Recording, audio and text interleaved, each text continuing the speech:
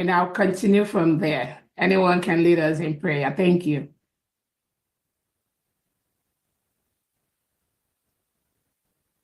Let me make sure somebody can unmute themselves. Sorry. Go ahead. You can unmute yourself. Go ahead. Go ahead, Adadimbo. Ezebineri gwagara na kunana. Chukwu okike ya kpogo. Ezebineri gwumu ga agbakọnata. Nna m anyị na-ebibi isi anyị na-eme ya ka anyị nọ na-eme. Onweghị iwe ọzọ anyị bụ n'obi ahụ njem nwere onwe. Ya ka anyị na-eji ijie. Wee na-asị gị ezi Chineke biko bịa ka ị nọnyere anyị. Chọọla anyị ka a lawa ajọ mmadụ ahụ kachasị ndị nsabo. Ndị si na Biafra ya abịa. Ndị na-anụ ọgụ niile ebe a na-anụ ka ha wee fụdatị na Biafra ya abịa si Chukwu biko ọgụ ahụ nwa ya nụrụ anyị ya. Gọzie anyị Chineke, gọzie ụmụ ife, gọzie ụmụ Biafra niile ebe ọnwụ na anyị niile anọ na. Ezi Chineke, ma ana m akpọkwa gị n'isi awalida Maazị Nnamdi Kanu Ọhamadike. Nọnyere m ihe, gbaala m ya ume, were dọkịta na-agwọ ya ọya. Chineke biko ọkwago ka anyị nwee onye ọzọ. Otu aka na-akpọkwa n'isi ọbata obie udu akọ mmiri na mbiko ihe niile ugoko ọdịnaka. Anyị eme nke anyị ji nwụrụ mmadụ ma agụ nwa ya eme nke iji wu Chukwu. Na m ana m asị aka ọnwụna, ụdọ ọnwụna, ezumezu ọnwụna, osi n'elu osi n'ala, ọwụ ikwu ọwụ ibe, onye ọzọkwa anya nwụrụ. Ndị ji ọbata obi eji awalida Maazị Nnamdi Kanu asị m aka ha gbajie. Asị tinyere ha ọgbaghara ebe ọnwụna ba anọ na tinyere ha ọgbaghara. Were ọgbaghara tinye n'etiti ya Chineke pịaba m ụtalị. Eka ọkụgbu ha na-arụ. Mee ka ezumezu ha niile ha saa. Kpọpụtara ya awalida Maazị Nnamdi Kanu n'ọbata obi ya. Na m otu a ka si welekwa awa COS wee tinye gị n'aka nna m ọkwago nwa wike yo. Onye emekwe nke o ji wụrụ mmadụ n'ọkwago Chukwu na-eme. Nwa onye na-enye ike. Ajọ mmụọ ajọ mmadụ uke mmụọ uke mmadụ. Ebe ọsọkwa anya si. Onye ọsọkwa anya wụrụ ọsọkwa wụrụ mụnwa. Na-eche echiche ọjọọ megidie. Asụ Chineke megide onye ọwụra na-emegide COS ayo. Ise ọwụrụ mụnwa na-emegide ya emegide m. Ise onye ọsọkwa ya wụrụ. Ebe ọsọkwa ba na-agwụ ije. Ọ na-agba n'elu, ọ na-agba ya n'ala. Ọ na-agba n'okpuru ala, ọ na-agba n'elu bed. Asụ Chukwu asụ megide eme. Ekwene ka ba binye. Ekwene ka nna m ise.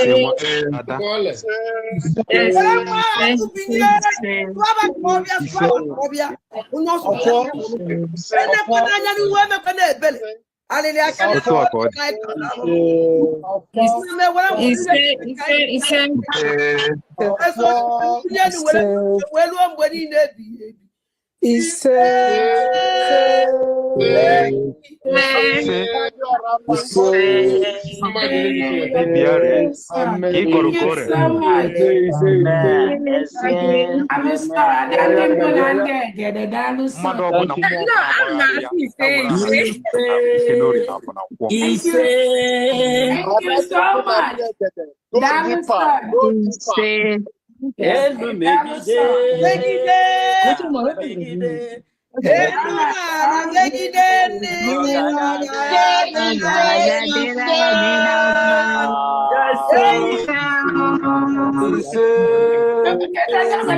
Maybe you go, yeah, go ahead.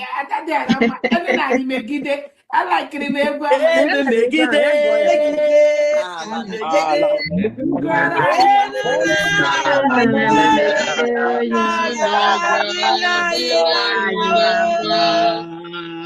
All right, thank you so much. Welcome, dear friends. Thank you so much for that wonderful prayer. We thank God. Please mute yourself, everyone. Welcome, dear friends. I want to go ahead and use this opportunity to thank our own Obato Obie, His Excellency, the Prime Minister of the United States of Biafra. Anun Kankan.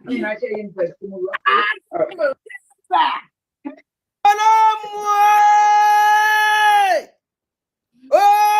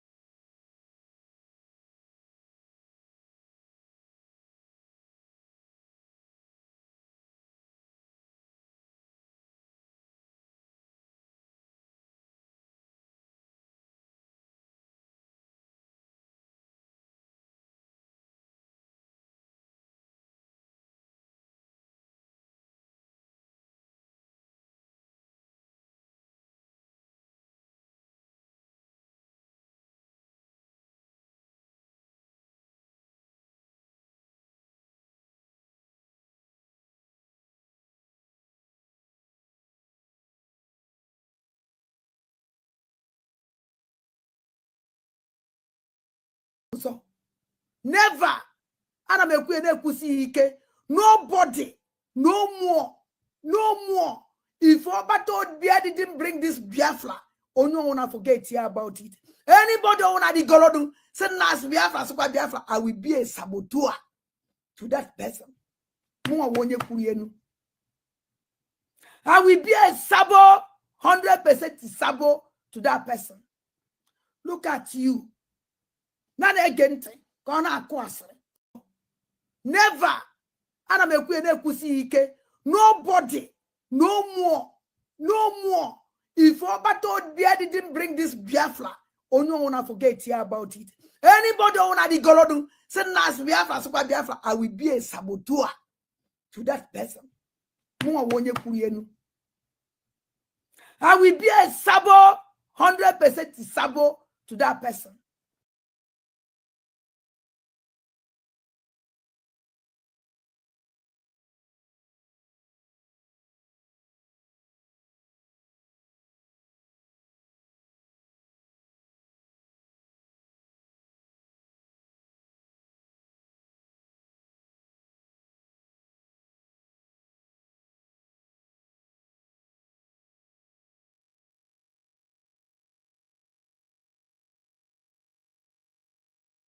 If not, I am a poor. No more Una fugo. You need today. Apart for this woman. Ladane. Edekacha lokada.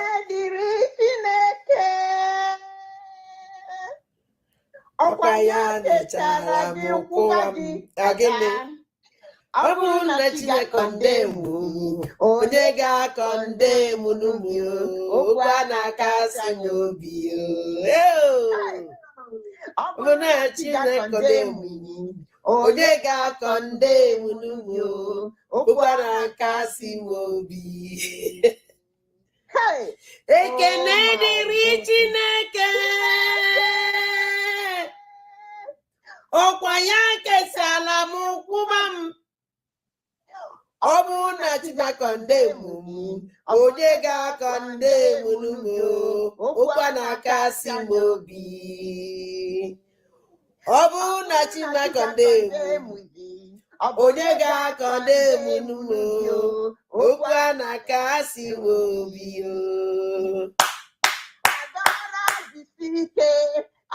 Onuji kona si jisike wande ika guna munolwa adora jisike arumonu Simon kona sim jisike wande ika guna munolwe.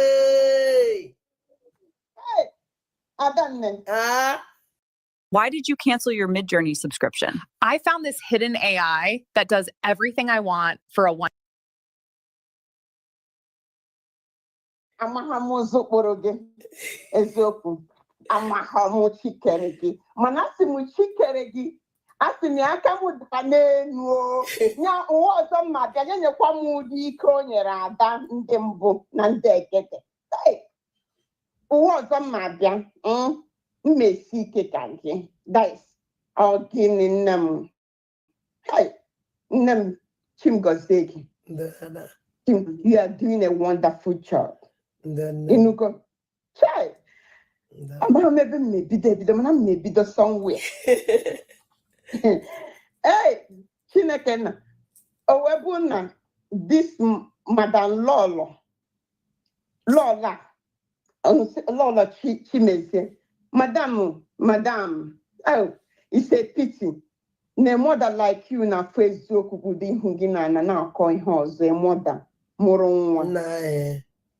No, but I need now we'll see no quite check in we are not gonna checkpoint at that 300 but Simon no noya at that and not to go the checkpoint yeah. And not to be on 300 so we have there on when you some edgeways because it away kidnap or Simon or what can Nigerian government will take over Biafra land. Oh, was here. Take again. Makane kuchanya obuna chori ukwu Ada, I will still say, na ndị pa anyị sokwa n'ihe na-eme anyị. Maka ada, ijekwari na Igbo ahụ. Ndị niile mmanụ ụlọ whatever is her name. Ha bụ ndị Igbo. Ha bụ ndị Igbo. Ha anaghị anụ ihe na-eme. Ha na-anụ. Mana gịnị ka ọkwa ego ka ha na-efe. Ọkwa ndị Igbo jiri maka ego na-ere ụmụnne ha. Ọkwa maka ego ka ndị Igbo anyị ji wee gbakọta aza na-awụsi ụdị ọbara. A na-eke ha ego ha na-eri. Ọkwa so ndị Igbo anyị nnọkwa soro Ngozi ka na-egbu ọchụ n'ala Igbo. Ha sị gị na ha ma na Ngozi ka bụ ogbu ọchụ. And nwaanyị a nwere ife ọma. This woman. Yes, now. Ihe ka na-eme bụ Ngozi ka chọkwara ibu by all means. Yeah. Nenu Ngozi ka nenu otu ọhụụ ji enye command sit at home. I have found you quarter bụrụ ndị tukwu etukwu. Nwaanyị dịka mkpọ vitamalt. I have found ndị bụ nwaanyị ọbịa bụrụ nke aka na ya shikọrọ na-akpụ ire n'ọnụ ka na-ata egburigbo ọnụ ya. Na-enye command achọrọ ịtara anyị nka pọwa ọhụụ ụmụ nwaanyị ya. Tara ya n'ala Igbo. Ngwe a Fulani woman. Ọ bịazie ka o yuzoro unu tricks. Ọ bụrụzie the time enwe public holiday ka ọ ya ọfụrụ ya etinye. Ezigbo tinye. Ọ na-eti sita. Ọ na-etinye sita ti ụmụ mbọsị nkịtị. O jeje tinye mbọsị public holidays. N'enusu na-etinye sita tom n'ala Igbo. Anọ m ka esi na anybody ịma ana m abụzi okwu bụ ka ndị ọzọ wee kwuo. Anọ m ka esi na anybody pụtaranụ like etu assignment ha si pụta iwe nenecha ya bụ na na-eme ezigbo ihe n'ihi eso ya.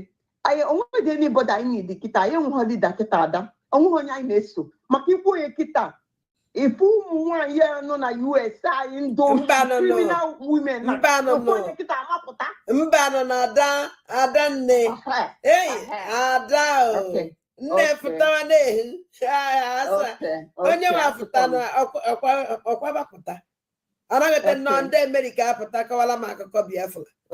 God forbid again. Because can God give the truth? No nwaanyị ụfọdụ nọ na America na ụmụ nwoke onwedo onye destroy this. Onwedo onye nọ na America dị strong, dị capable. Ihe adịkwana capable ada nne. What is this? Ihe adịkwana capable ada. Anyị nọkịta nnọọ mmadụ apụta. I need any woman. I don't mean use foul language. I need any woman you put any time because I don't put anything on your map. I'm not gonna listen to that. I'm not gonna put on your Egypta. It's a dog is a criminal. Here not trouble opportunity. I am up can do. Oh, yeah, nego de ndị 100 men mere appointment na Simon abịakwu nna criminality dị na this struggle dị too much. Adụnwe onye na-enwe nchegharị. Nna agbakwala m nnọọ agbakwala m ọsọ je ka nje n'onu ọbata obi. N'elu gị ọbata obi na-ebe ihe ekwu. Na-asụ nkwu oge na. Okay, now. Nje na nke Rosaline ajụrụ ya ajụjụ o wee saa ihe ọ sara because ka m gwa gị you cannot tell us na you have gotten Biafra and the Ọhamadike ka nọ na prison ndị Nigeria. Ọkwa ifuru ajụjụ ọkwa ifuru ife ọza. Yes. Okay. Ọzara ajụjụ ajụrụ ya. Ọza dị the question.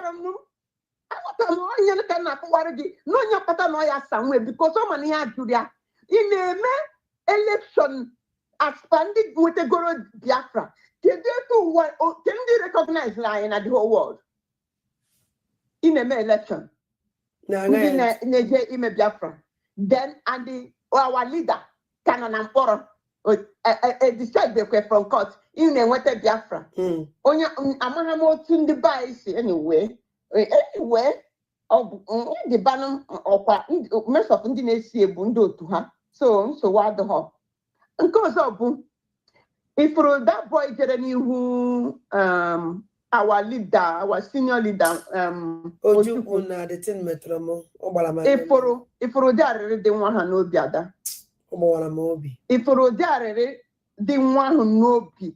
Nwaghị ekwuchaghị otu obi dị ya. Mana o gosigo otu obi dị ya. Mana si m Chukwu okike abịa ma. Chineke ụmụazị ụmụ okorobịa anyị ha gbuchagoro. Chineke ana Biafra biko gbagharịzie na anyị mere anyị ebere. Mere na anyị ebere ka anyị nwee nzọpụta ka ha kpụpụresi ụmụ anyị. Negodo this young boy. Ịmụ ihe metụkatara n'obi o wee jebe ije ahụ.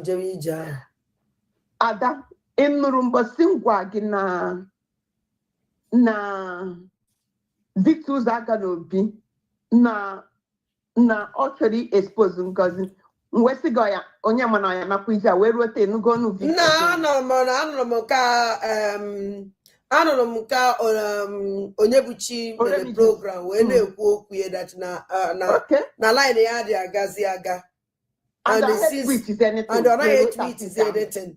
Onye ka nsi asị m na ọ na mpụta live today na m ekwu ya jụọ ya biko ọrụ nka m okwu bukie ọnwụ na ọ na-anụ olu anyị ya pụta kwuo okwu because na ndị a nwere ike igbu ya ọ ka iwere mara the kind of people enwere malazie na strong na Ngozi Ọnabeze awakwa struggle ka anọ na ya.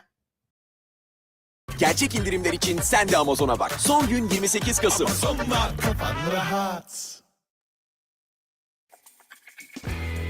Selam, benim adım Mehmet ve projelerimi yönetmek için Bitrix 24 kullanıyorum. Çünkü o bana seçim şansı. Because ihe anọzi kịta ikwu egbu ogi achọghị your family gbuo. My question wee bụrụ Ada, in the beginning, ekwesịrị ị na-egbu mmadụ na onye ahụ kwuru obi n'ebe a na-eme struggle. Ijere John Ngozi Ọnabeze na humble idiot na ndị ochie ọ ka ha egbu ya na this man a na-akpọ Loza. Ọ bụrụ na asị na anyị na-achọ Biafra na anyị chọrọ nzọpụta onye ya wara ntị m onye kwuzie obi ya egbuo ya ka m na-ajụ. Ọ ka ị were marazie kịta ka ị ga-eji mmadụ listen Igbo 247 eji nche ikwu okwu. Yes, ọ ma na a ga-egbu ya. Kịta ka ị mmadụ listen ihe ajụzi kedu listen Igbo 247 and the Chuk survivor eji ikwu okwu ka ị were marazie dile ebe anyị nọzi now. Because someone this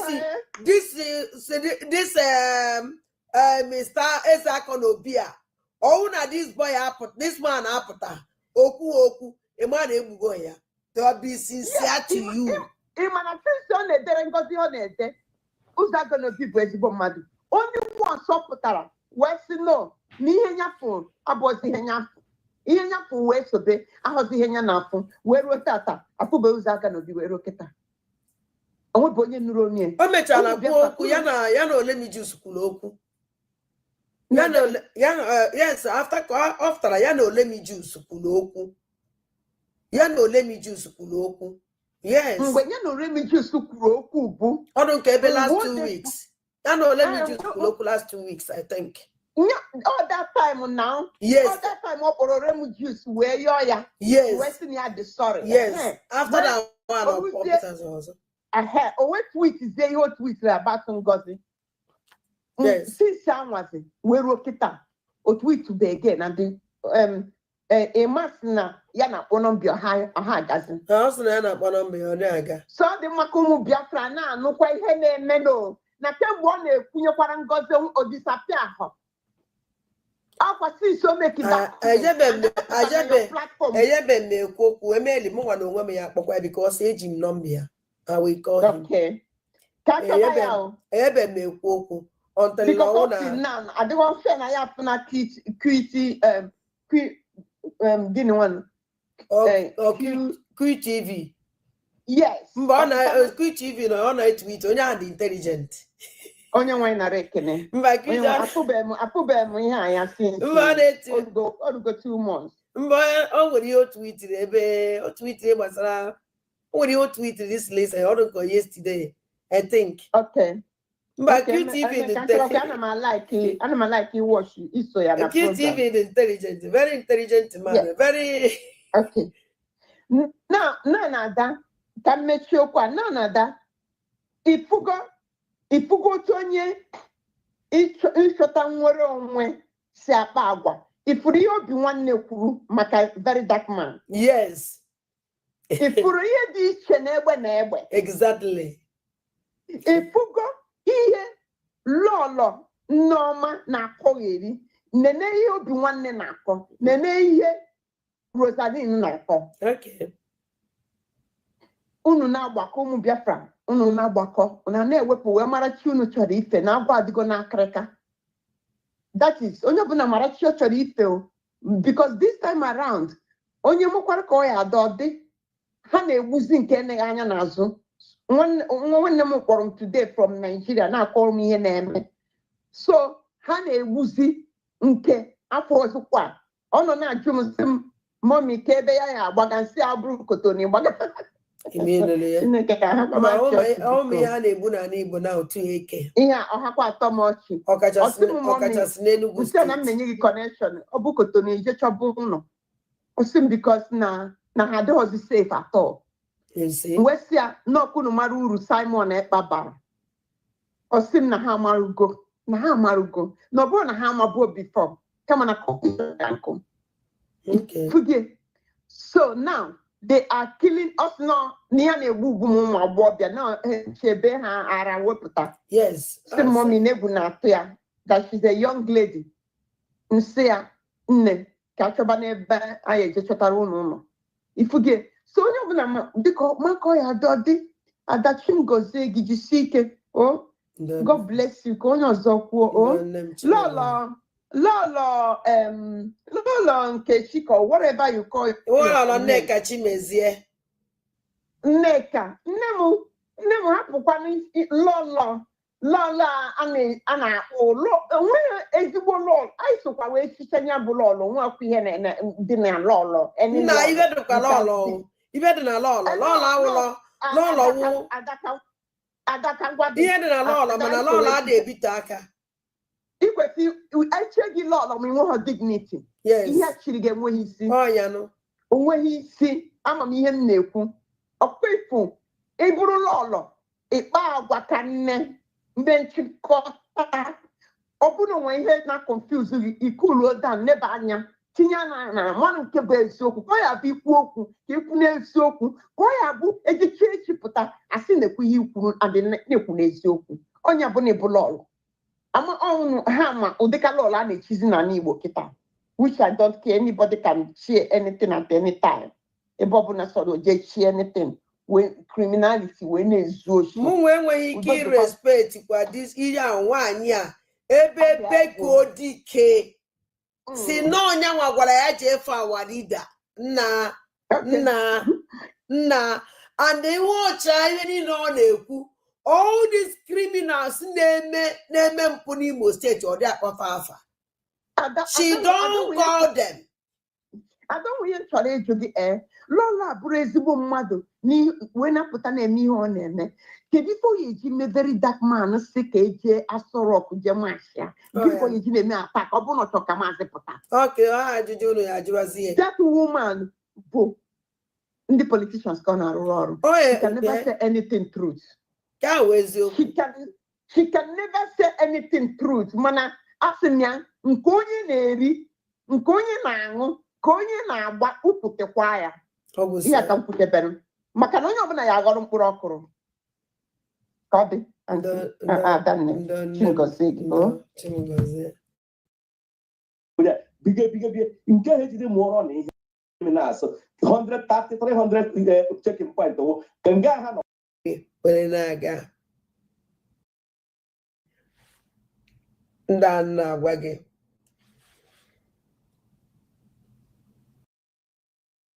agwa m ya igwe nna m biko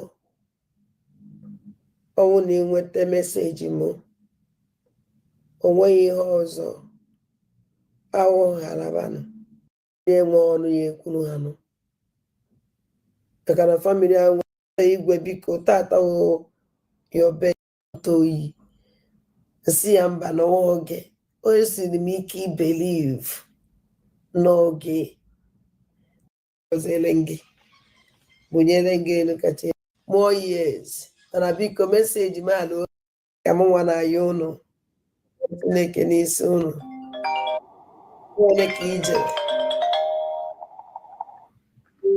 Hello. Hello. Anna vai. Oh, you don't what is? Anna vai. Then them both are dead. Anna vai. Doctor Mrs. Adakuli. Anna vai. Honorable, and them both are dead. Anna vai. Adadioramma. Bobo. Oh my God, nekelekwe mo na bo na konye chiri ya zere. Nekelekwe na yuku igwe Kenneth Orizu na 100 birthday adịghị easy. Adịghị easy o. Asị ka onye si eme ka ekwesị akpọ ya. Yes. Achukwu okike abịa ma gbaa ya menye ya ogologo ndụ na ahụ isi ike. Ise. Ọ dịkwa ere mgbe na-afọ ọzọkwa ka anyị na-alapụ n'ọkwa na-enwekwa aṅụrị n'ụzọ pụrụ iche. Yes. Ọ dịghị izi na Nnewi obodo eji ama atụ oke mba ka ha. Oke mba. And onye melie. Onye sọ ka izi ya onye ahụ try na ọ dịghị izi na. Ị ga-asị na ọ bụghị ya mere ya, ọ gị nwa mere 60 years on the throne. Maka 60 years on the throne. 60 years on the throne. 60 years abụrụ ihe tata. So the foundation of everything dị ya n'aka.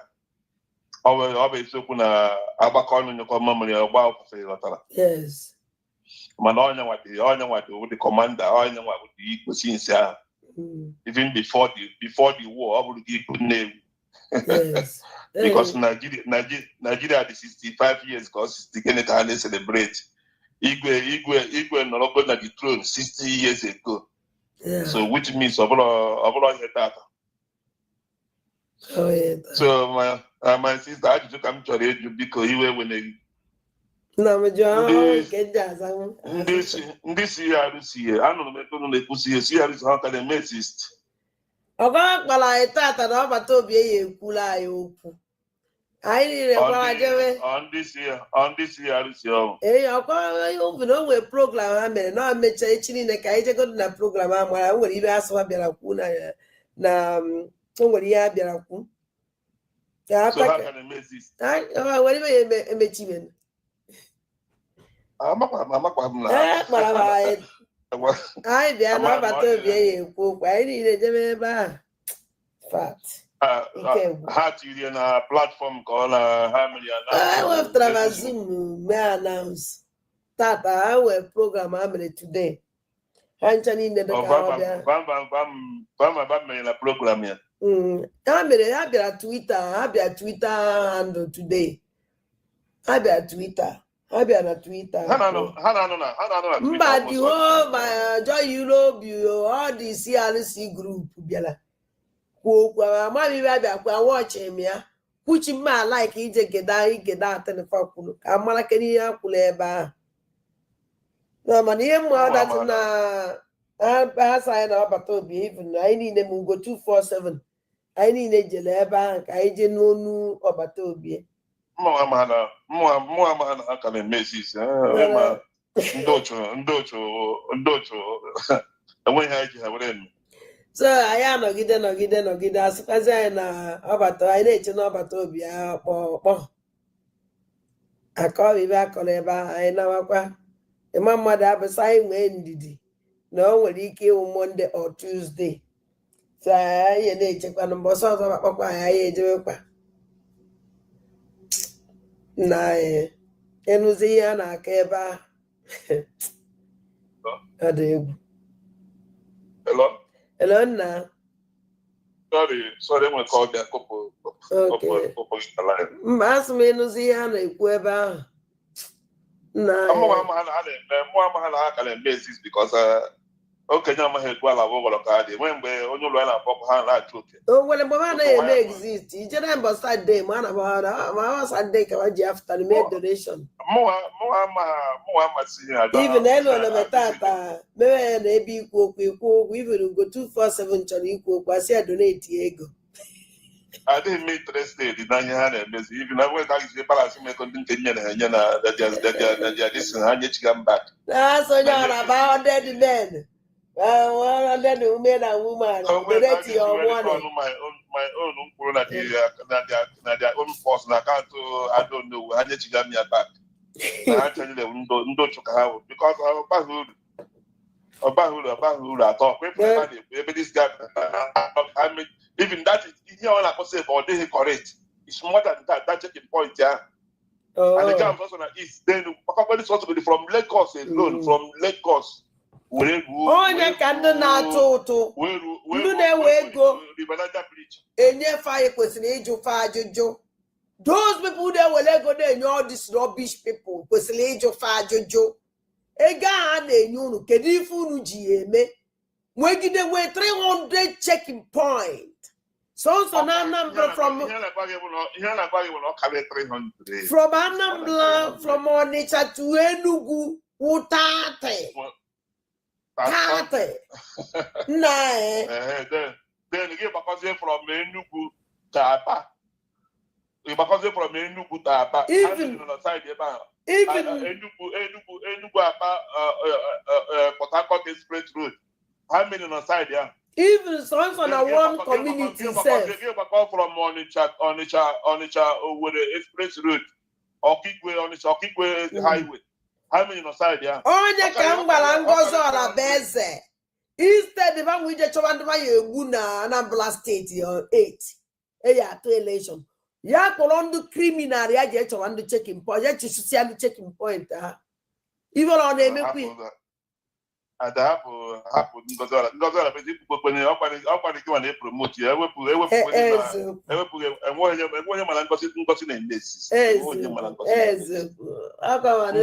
And the kitchen. Election na conduct abaha na also do that conducted here Nigeria na conduct governorship election na Anambra State Nigeria.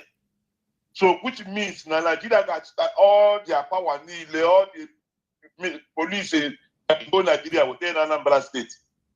So automatically Anambra that day will no go when all sit at home but all public holidays. The only thing if you try to vote, get Ghana every register.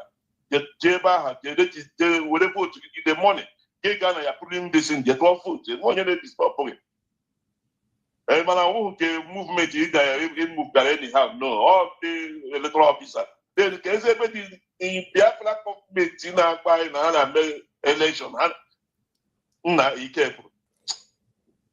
You know how to do manager Lose. Yake di election ana conduct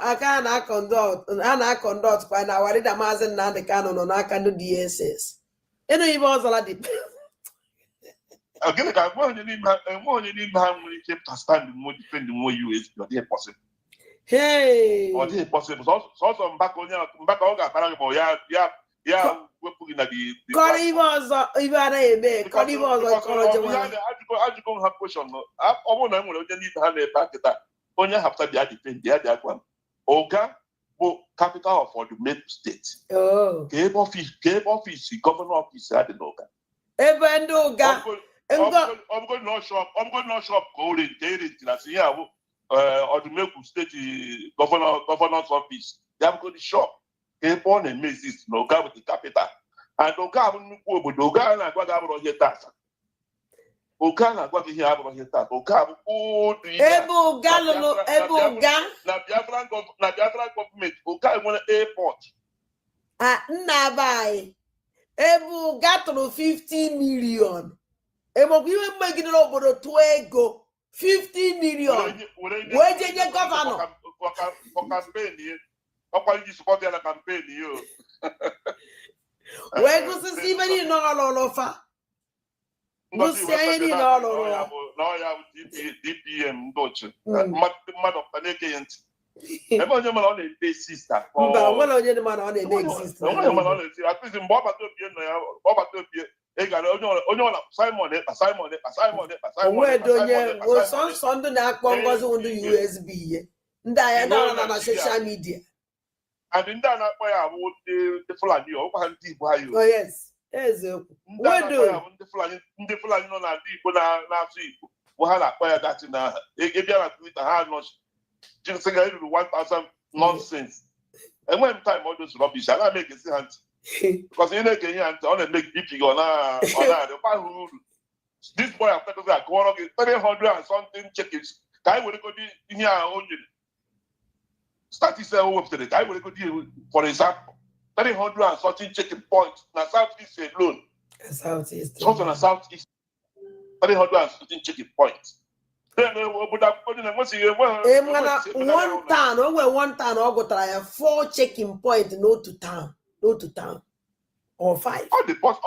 All the possible because enweghị ebe ọzọ na-anọ majority everywhere mana villages ụmụ ndị nne na nna ya ha na-aga ahịa ndị ọchịchị ndị polisi ọchịchịrị ụzọ na-anakọchi ha ego old women nọ na village ndị polisi na-anakọchi ha ego nyapụta ebe sịga ọgwụ DPA ma ọ na-awụ DPA ma akpọrọ bis ndị mmadụ dị ọ na-eke ya ntị ọlọbịa m dị mmechiri ihe chere ha nche chita ha dị gba ha ọgwụ ndị ara kọsụ ndị ibi na onye ara ka ha mmasị onye ọra na-eso ngozi ọra bụ eze onye ara ka onye agha enwe m apology for that person because ị gaghị agwa m na Biafra anyị ji n'aka as of November last year eyi kịta anyị ji na Biafra n'aka anyị just from nowhere gị sị anyị nwụtụrụ keti ịgbụ nka eche na otu abụ na eche na eziokwu ka ya na lee ebe anyị nọsịtata kịta nothing to show. Our angels enwezi onye na-anụ kpatụ onye na-ajụ ese iwepụtasie criminal general pay ebe ha nọ n'ọrụ ha ji wee wuru general ọ na mmadụ nọkịta ya bụrụ general for nothing. Ị gaghị just nọkịta wuru general before butu ụzọ ha bụrụ ihe mbego sọntị na afụ ihe ha na-arụ general wee wuru criminals. Musa na-ebe akwa ọ na-asatị general gị na-anụ ya yes general butu ụzọ ọ bụrụ for nothing ọ bụrụ n'ọnụ a na-ekwu ekwu a na-eme m gị just be mmadụ appointed from nowhere so say ọ general first general second general mmadụ ọ na-eke gị ntị. Did you know the meaning of general? Ka ebe ndị agha ka ebe ha lụgoro ọgụ na Biafra ka ihe ha megoro ndị Biafra eji were nye ha general na Biafra as na USB Biafra ka ọ tụrụ all those rubbish ka ọ bụ just here bụ the book of my Bible story here bụ akọ Mike Ejad onye ọbụla na-eke ngozi ọra bụ ese ntị ma ndị ọbụla na-eso ndị midia niile rubbish ya wụsị ya time ekwuru m last time na ichegide ngozi ọra bụ eze the next 30 years ma the next 30 years coming ịka ji anọkwa etu anyị na ọ na-echekwa ngozi ọra bụ eze uchi bịa a na-egbu anyị which means in 50 years get by then you go above 80 years get can check Biafra to come. But all about be able again how can you Biafra within 2 years. Within that 2 years again can go about to be done on Biafra. As of 2022 February, I ended is vote of no confidence. February 2023, 2024, almost 2 years. 2024 under 2 years. Everywhere Nigeria na-ebe aka ma president ma vice president onye ọbụla na-agbagharị ndị ka na-agafe Finland ndị ka ọ na-ebe akwa Musa na-ebe akwa everybody on gị na-afụ things na happen kind of just like that everybody every day give that Christ story echikita on Saturday give that story ndị mmadụ na-eke gị ntị those people they don't have anything doing enweghị ọrụ. Because if they have job, they should go and face their job and do their job and make money for their family. Exactly. Why is she them? Why only she them? And you go there, we go see now. Now feeding. And you go America and Atlanta born. You know now they will go take the next place. No, my sister. Also October 8th, sit at home. Now that is madness. Because automatically Nigeria na conduct governor all he hear the cop. Oh, it's a shame. By now, all Biafra through you on the preach. By now, ekwesịghị na no mpatụ ya. Ekwesịghị na-ekwu okwu maka ya. Ndị media, ndị bloggers ekwesịghị na-ekwu okwu maka DPM DPM, you know, that sit at home, no vote in Anambra State, DPM on the una the go everywhere. On ground, on YouTube, humble idiot, more Kelena, even hand on one and put yourself, because they cannot defend it. They cannot defend it. Everywhere, give us something, don't make campaign now, all the whole aspirants need everybody now, let me campaign freely. Why you stop? And then nobody do. My sister, onye Akparawa, onye na-eke ngozi ala bese ntiri, onye a dị ekpere ụlọ ọgwụ they buy ọkụ ndị isi adịghị m. The sick, my sister. Bye, thank you. Chimugozele mge. Amam na ọ maka this year this amam na ha kale basis because I'm saying hey. Ayana ha kozak ha.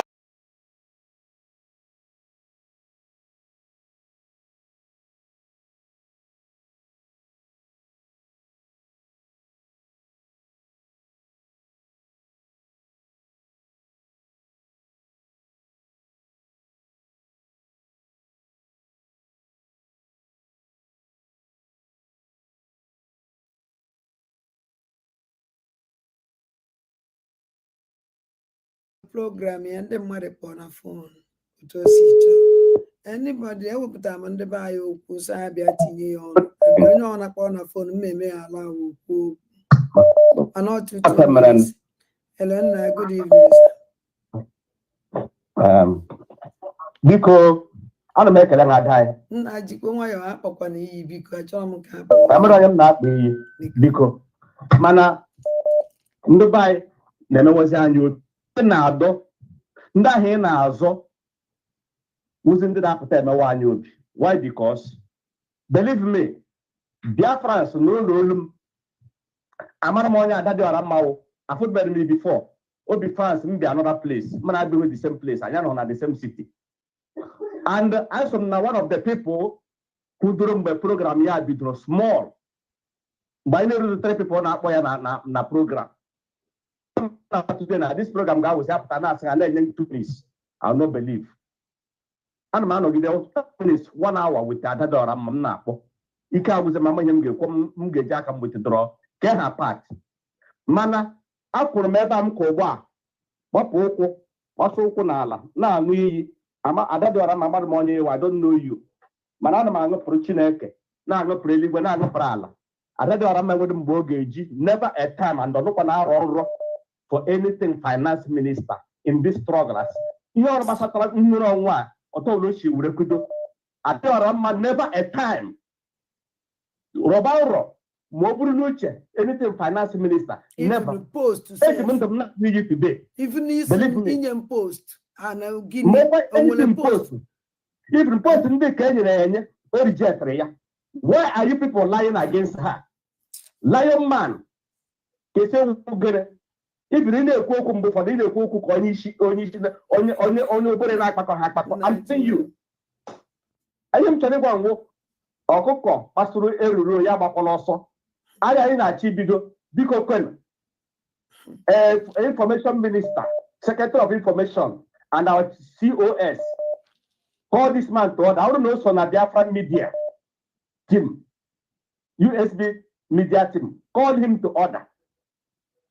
Call him to order. Biko, only one name program against Adadioramma. Only one entitled to his or her own opinion. Adadioramma opinion here, which is not bad. I mean, this woman who sanction upon sanction, and now Corona. But this woman has struggle now day night on a media. Now, I got this government on your job. Who point you on the corner? If Adadioramma may share program today here, baby. Wait for him, just you may share for 1 week. Go on again, you may share for 1 week. Give me the program. Go on again, man. Ask again now. Ask again no forces here. They more of your no. Not all program. All like this struggle. Okay, more than this struggle. Now, question that our Secretary of Defense, senior more question, and they're able to post on before. I want to let you go sanction. Even if I as you know what, after what I can, all you want to attack and nega no. Oh no, when I why about to be in sanction? Why? Over to be in making it. I was still oh no, what are the wicked? What are the problem? I will eventually collect here. Malcolm maybe because I don't go me here before. I'm on a monies name this man a sanction. I'm on a maybe see when with that from the young from the person to a particular program, Lion Man. I don't know whether yes, all let it be. Because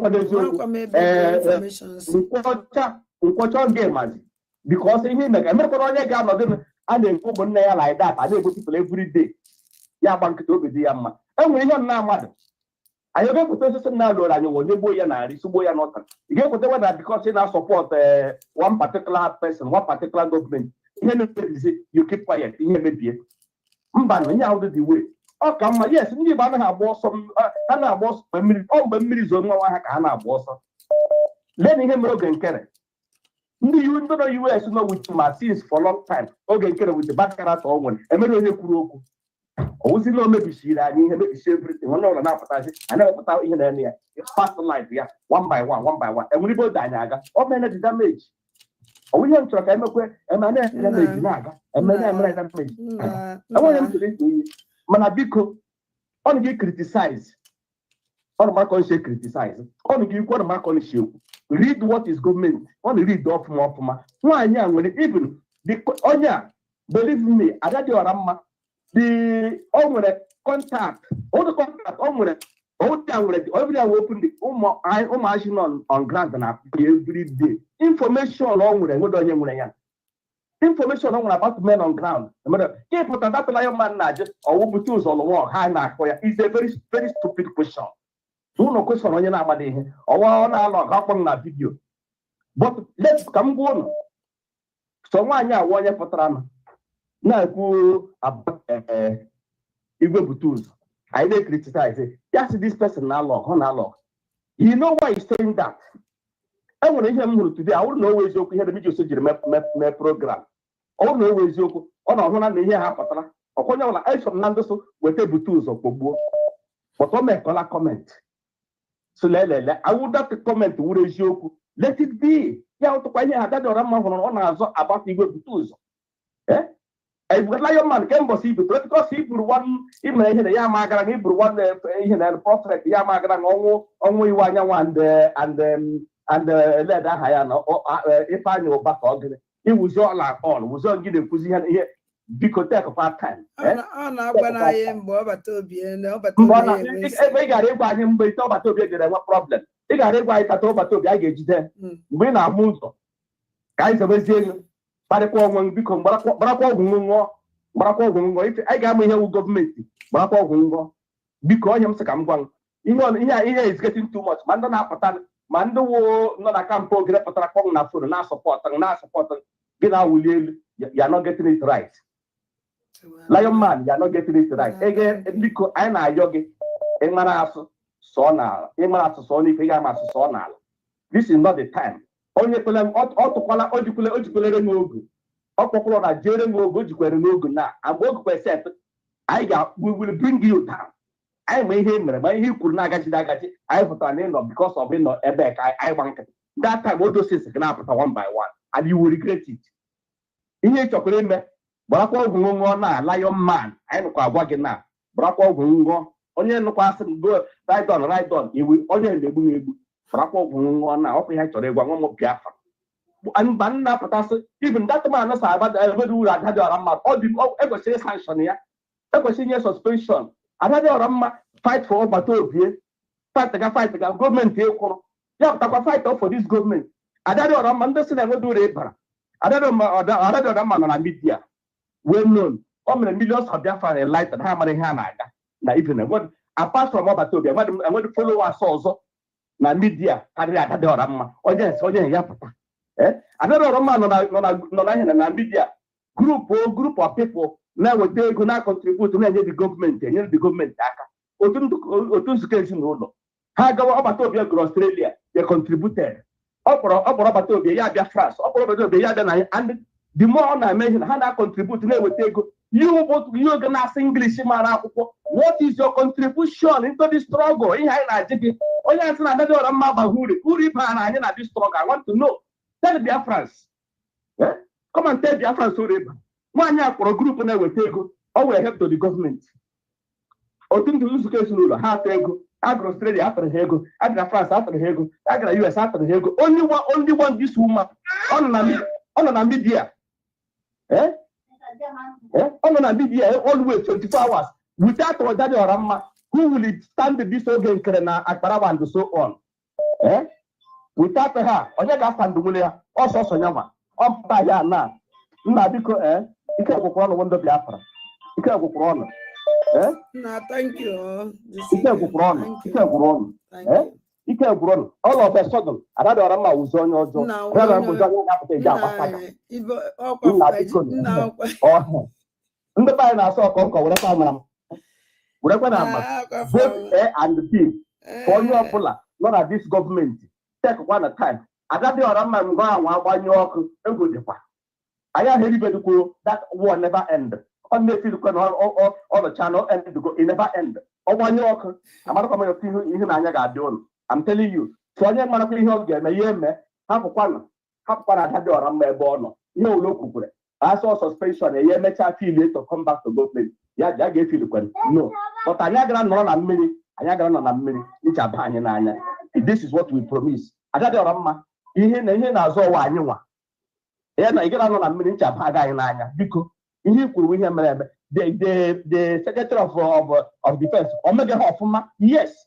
secretary of defense emege ha ọfụma anyị ebusi ndị be anyị nwaanyị ọnọdụ ya uru ọ bara gị pụta kwuo ya adị gwakwara ya si na ọwụ sabo and before this thing happen etiwe na enwere sabo even oge Madam Azuka hapụrụ na ndị otu itiga ya na enwekwara sabo na the government it woke up to today because you were inside ọ bụrụ onye na-anọdụ ya na-amadị ihe na-aga pụta na-ekwu about you biko tekwa na time Adadioramma thank you isi ike ka ọ dị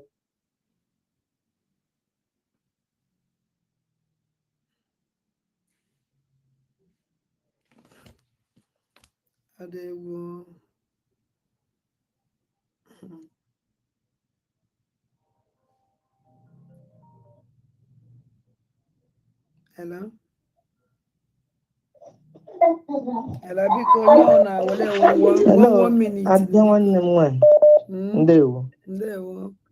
Ndewo. Ana m asị isi ga-ejụta oyi. Isi m jụkwala oyi, enwe ka m nso. Isi jụta gị oyi biko nwanne m.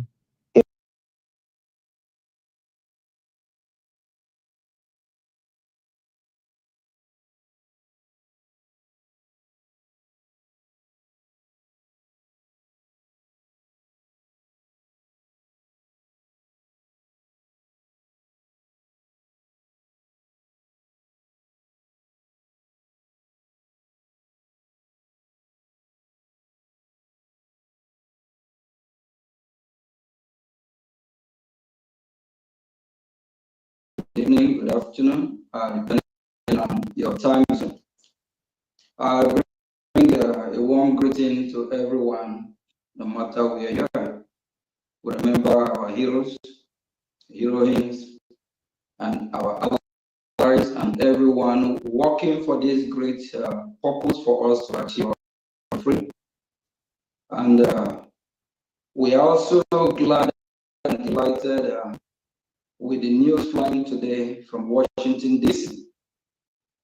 Because Nigeria is a shithole country, a country that must be dissolved, disintegrated from the very foundation in the country. It's a man created by the British government, like it's a essence for them, where they come and make us dry. But we must be free. It didn't work out, it didn't work out. So the great news from Washington, D.C., I believe that will make some of us, some Biafrans, to calm down no matter the circumstances, we found ourselves, because at last Nigeria is back to where she belongs. Nigeria belongs to the Shiite terrorist country, and as they have been designated as country of particular concern or country that persecute Christian. So for those that don't believe in one Nigeria, exit from Nigeria, just like the Biafra people, we are using our faith to exit. And that's one of the reasons why we are fighting, doing everything we can to hold everyone accountable who have come away to disrupt our freedom, to sabotage this movement, of which that will continue. Just in a few days, we see what is trending on the social media about the lawsuit that the Biafra Republic government initiated, of which we sue Ngozi and her government, the Chambo parallel government set up. So for that reason, I think I'm going to allow Minister of Information, Honorable Sonia Akparawa, to read out the memo, and this memo will be out after this press briefing, so that every Biafran will have access to it and go through it thoroughly. And we also want to ensure. Good morning, Muchineke. Good morning, Muchineke. Hello to Unabolachi. Before Sonia Akparawa ebido gowa memo ashia ka m kelee ndị eziokwu ndị mụ na ha ndị wepụtara time ha bịa nọ ya with me. Ana m ekele Afam Chus ụtụtụ ọma. Ana m ekele Oke nwanyị ugo asị m gị ụtụtụ ọma. Ana m ekele Juniana Obi ụtụtụ ọma. Ana m ekele Chibụzọ Ede Chibụzọ Ede. Ana m ekele Maazị Ekenedịrịchukwu Chukwu gozie gị. Maazị Benjamin Nnazi Iwe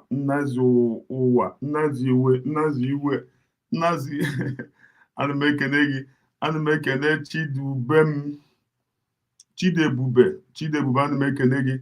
Ana m ekele Hamilton Alum. Ana m ekele Afam Chus. Okay, Honorable Chus, ana m ekele gị. Ana m ekele Chinwendu, ana m ekele gị. Ana m ekele Benjamin Iwu. Ana m asị Chukwu gozie unu ụmụ Chineke. Unu abụọla chi ụtụtụ ọma nụ. Anyị abịago ọzọ. Ihe awụ hotel here my side. Chukwu gozie unu. Ewetara m unu here, believe ndị fụnoge up. No need ikwu okwu. Onye ọbụla mazụ ihe niile. Then Benjamin Iwu Ben Iwu Osaka ABC 1. Ndewo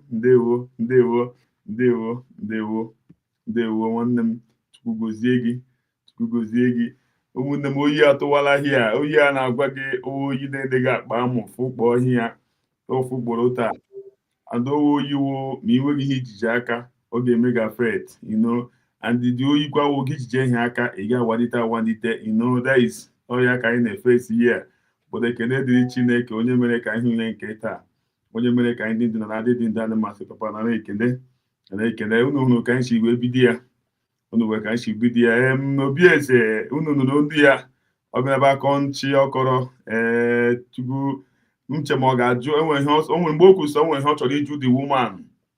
Obi amapụ the woman maka the woman na-anụ mgbe m nọ na-akpọ obi eze si ọbịa jụọ ya ajụjụ. Mgbe ọ na-asị ya na onwe ihe ọ chọrọ ịjụ ya, the woman sị endeghị ọwụ ọbịa jụwazie ya si ya arụsi. The woman chọrọ ịjụ ya, the woman che ma ọ na-ajụ ya si ihe ahụ mbụ ndị agha nnukwu asị na enwe onye na-aga gị n'ime ọhịa ejije gị pịa gị ihe. The woman che ma ihe ọ chọrọ ịjụ ya bụta nwunye obi eze jụrụ ya ọ jụwa ihe ka eze si ya arụsi. Ọ bụ iji hụrụ ndị mmadụ obi eze ewu. Obi eze one man, obi eze idiot, obi eze awụghị man enough. Obi eze a ga-apụta jụọ Chikaọdịrị asị na anaga gị n'ime ọhịa agide gị pịa gị ihe gị gbapụ ịmụrụ ụmụ abụọ n'ụlọ. Obi eze adịghị bụ ihe ọ bịara iji ya si ya arụsi. Mgbe ọ sị na enwe ihe ọ chọrọ ịjụ ya, the woman obi amapụ ya amamụ n'ụwa ọchịrị mgbe ọ jụrụ na enwe ihe ọ chọrọ ịjụ ya. But ka ọ dịwa nsogbu adịghị. A ga-enwekwa one day onye ga-abịa jụọ ya that thing. and the woman will take his on ya. Can I move on? I know here's on Akparawa kọrọ. Can I move on to go to good na bene ekini that bottle na shy. Na ekini the night bottle. Good na motor ka chukwu kabe ma ga gozi unu bo unu me. You know go na risi ge good na support. Thank God unu hụkwara ka m shiri bide. Ka m shiri bide. Enwere the last voice m kọrọ unu that useless man aha. Unu watch the man akwụ ha ọ na-ekwu afọ ya. Ọ na-ekwu ebe obodo ọ nọ but Chineke na ebe anyị ma ebe ọ nọ France and on a very faithful day we go 247 we get provide anyị nwaanyị nwoke aha ya na Chikaọdịrị so na ahụ na ya the man ihe awụ ndị fili na maybe no time dị na awụ m onye ha ga-abịa ibikwu okwu na maka m buru amụma iwu anyanwụ ya ome mgbe oke Ifeanyị Oba ya ome na what of ndị ke m bugo n'ebu na nwaanyị hụghị mgbe ọ bata obie all those kind of thing ọ ka ị mara the kind of level the man nọ and during that time ahụ ihe niile ha bịara akwụkwọ na hụmpụ ndayon atakata agbụ onye tiga isi ihe ọ hụrụ ya owere enwere ihe Sọnị nọ na-ekwu n'abalị ụmụnne m enwere Sọnị nọ na-ekwu n'abalị bring your ear down.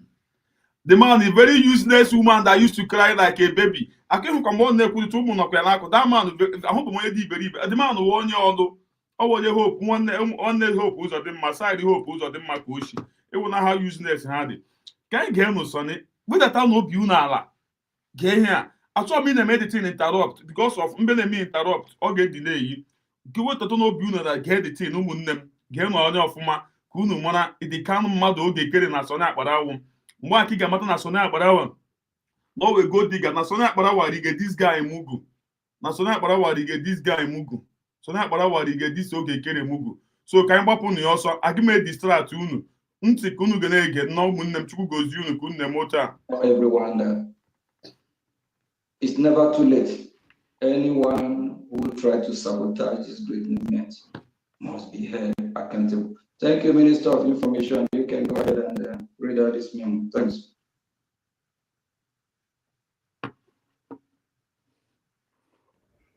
BIAFRA people have joined us from all over the globe. In a like manner, I celebrate the victory that is coming out from the capital, where we gathered to open the key. We opened the key. And then Nigerians and Christians that have been massacred for years, they now have hope. And that hope that they had ever waited for, which no one could pave way for them, has come. So kudos to BRJ and to all Biafrans that have made this happen. History has come to stay again.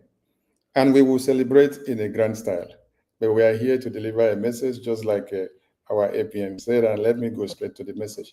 Please, I will be reading the memo, and then I wouldn't display it on the screen, but later on, we will post out the memo so you can go through it and have it saved inside your phone. So here we go. Biafra Republic Government in Exile Headquarters, Ministry of Information, Media and Communications, October 31st, 2025. Statement by Biafra Republic Government in Exile regarding lawsuit against Ngozi Orabueze. The Biafra Republic Government in Exile announces that its lawsuit against Ngozi Orabueze and her co-defendant has been dismissed due to the direct instructions of Simon Ekpa from detention. BRJ had initiated a federal lawsuit against Ms. Orabueze and her co-conspirators in the United States District Court for the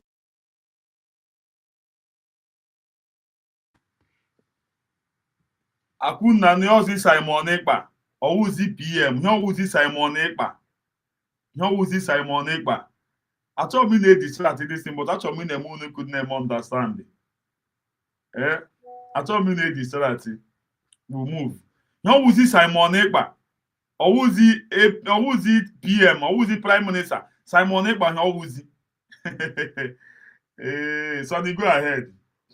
District of Columbia in Washington, D.C. on May 29, 2025. Mr. Ekpa expressed his objection towards BRJ's lawsuit against Ngozi Orabueze and has successfully taken actions to block the lawsuit from prison. Against the advice of Mr. Dabiri and BRGI's lobbying firm, and over the objections of the acting Prime Minister, Ogechukwu Nkere, and BRGI's cabinet, and Biafra people bearing the scars of Ms. Orabueze's damages to BRGI and Biafra restoration since Mr. Ekpa was detained. Mr. Ekpa has been actively working against BRGI's lawsuit for the past several weeks, while the enwere ihe unu na-anụ ntị ọ dịkwa achọghị m ị na-eme interrupt but ọwụ ka m jụkwa ma ụlọ ntị ọ dịkwa enwere ihe unu na-anụ enwere ihe unu na-anụ enwere ihe unu na-anụ ndị ụmụ Chineke ụmụ rising sun ka awụghị ụmụ ajị amụ ihe anyị nọ ya ụmụ rising sun ụmụ anyanwụ ifu ka anyị na-shine we are brighter ụmụ aja amụ ifu ha obi eze ha sa ụmụ aja amụ ka sọwa aja ala agbame ha asị ha wụ okwu na geenụ ntị achọghị m ị na-eme ihe interrupt geenụ ntị ụmụnne m hey Sani Akparawa a useless man. BRGI bylaws state that BRGI cabinet has the right to replace the Prime Minister after 3 months of incarceration. The BRGI cabinet never did so out of respect to Mr. Ekpa and acknowledging the emotional attachment many Biafrans feel towards him, because Mr. Ekpa still retains his. Ọgwụla so onye iberibe, ọgwụla so onye na-amaghị ihe ka na-eso ndị a. Ị ga-afụ onye isi dị mma ka na-eso ndị a.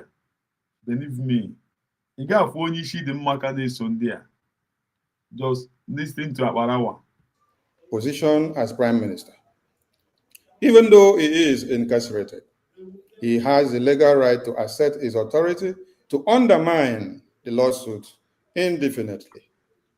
As long as BRGI keeps Mr. Ekpa in his position in the government while in prison.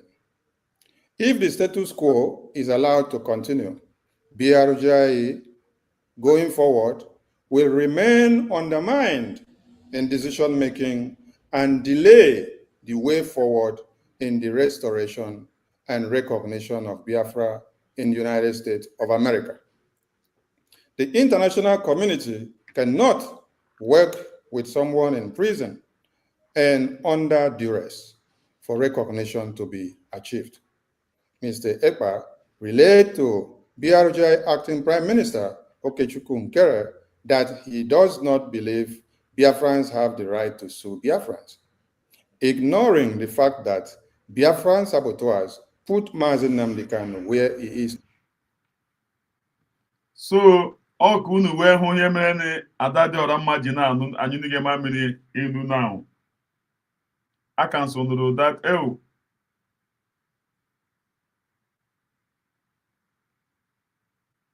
I cancelled here ya. But Adadioramma mama na ihe gbasara ya na USB, ihe gbasara United States of Biafra, ọ mama na ọgwụla. Ọ mama. Ụmụnne m geenụ ntị. Unu gecha ntị unu. The disrespect na everything. Egegide m ya m si mefufe n'isi. Just geenụ ntị. Unu ewere ekwesịghị m na eme interrupt, but ọwụ enwere ndị na-alaiki ha na-anụ ihe a na-akọwara ha ya. Ọ ya mere anyị na-eji eme interrupt. Ya ka na-akpọ anyị na-eji eme analyze. But the other woman chikọdị so ararize. Ọ ya ma anyị na-eji eme ararize. Geenụ ntị. This on the Akparawa, ordinary Akparawa. Today, Mr. Ekpa also ignores that Biafran saboteurs submitted a petition to Finland government in collaboration with Nigerian government, which helped lead to his arrest. Mr. Ekpa vowed he will derail any attempt by BRGI to hold saboteurs accountable and will block BRGI from filing any lawsuit against saboteurs.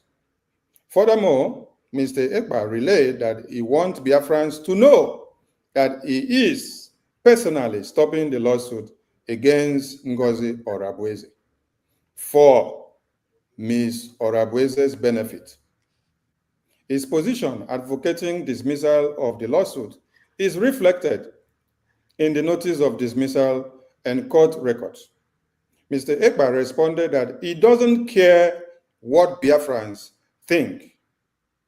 When several BRGI officials warned Mr. Ekpa on multiple occasions that Biafrans will be dissatisfied with him in mass should it be revealed that he worked against the lawsuit and took the side of Ms. Orabueze. Mr. Ekpa revealed that he indeed is doing this for Ms. Orabueze, not minding what her sabotages has caused to Biafrans lately, who act as an agent of chaos. However, Mr. Ekpa privately acknowledged to BRGI officials in the beginning of the year that he knew of Ms. Orabueze's wrongdoings and affirmed that Ms. Orabueze is not working for Biafra in. Shut up! Shut up, Egu. Unu otu ha si na-emeghe ihe ha. Ama m na-ege ntị. Gịnị ka ndị na-abọtụ ka ndị mmadụ bịa nụrụ? Enwere ndị na-anụghị ya. Very criminal. Nna Igbo bụ Chukwu. Maazị afọ gị amakwa m iwe n'iwe. Ifuru otu o si na-emeghe the thing, yomedi ya ebe a, yomedi ya ebe a, yomedi ya ebe a, yomedi ya ebe a, yomedi ya ebe a, yomedi ya ebe a, ya ma ihe ka ha dịrị. Maazị, these people. Chai! Jọnụ nụ ya ma nwaanyị ka nwaanyị emeteghị ihe ọfụma. Dr. Ngozi Orabueze. Gịnị ga-eme Prime Minister ga-esi cancel the lawsuit? Just chegodu na echiche m. Imagine the men nọ with India. Ụmụ nwoke nọ with India, ndị a na-ezuzuge ihe ha zuzuge. Ụmụ nwoke nọcha nga nọ with India ha na-ezuzuge ihe ha zuzuge. Enweghị dike brain ya rụgo ọrụ. If this woman is not doing it right, how will the Prime Minister giving her the support, telling them to cancel this thing? Prime Minister mama na-edikira ya Biafra, mama na-enweta Biafra. Ya ndị abịa ya abịa egwu onwe ha. Onye ọbụla nwere uche na-aga amara na akpị obe fodu aka si chee ọbata obie ọ ya ka the anyị si na-eche ọbata obie like this. Ka anyị ghọrọ ya otu anyị si na-eche ọbata obie. Adadioramma ma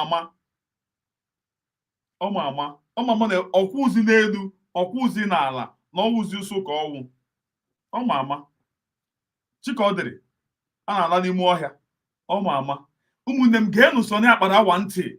Genu so ya Dọki ndewo Michael ndewo Chukwu gozi unu. Genu so ya Akparawa ntị na the disrespect.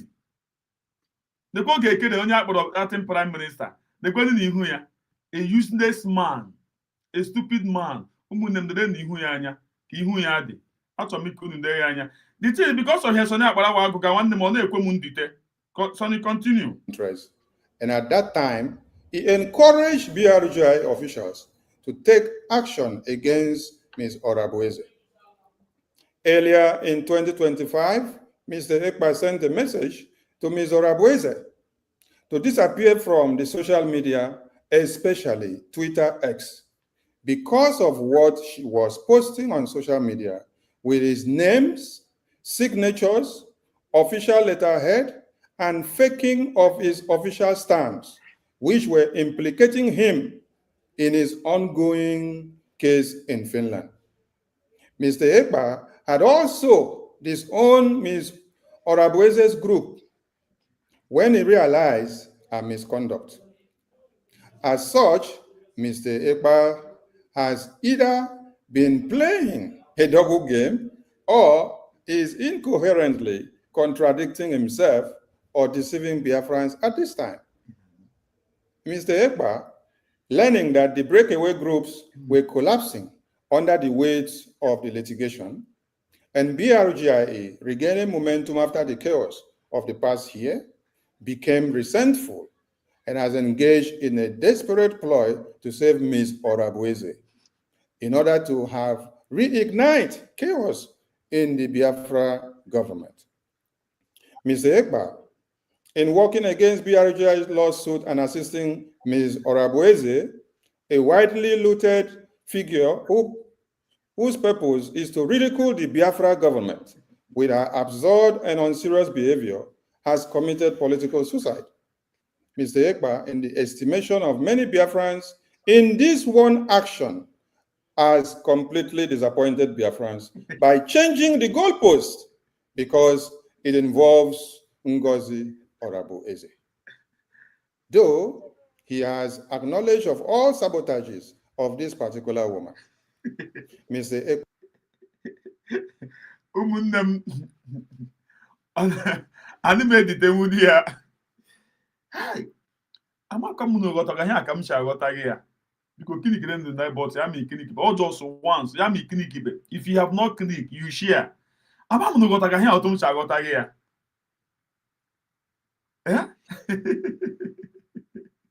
Oh, Mazi. Ịghọta gị ya. Easy way ndewo. Hey, Chineke God, USB. Imama na here na bịa bụ egbuchakwuo company Ogechukwu a.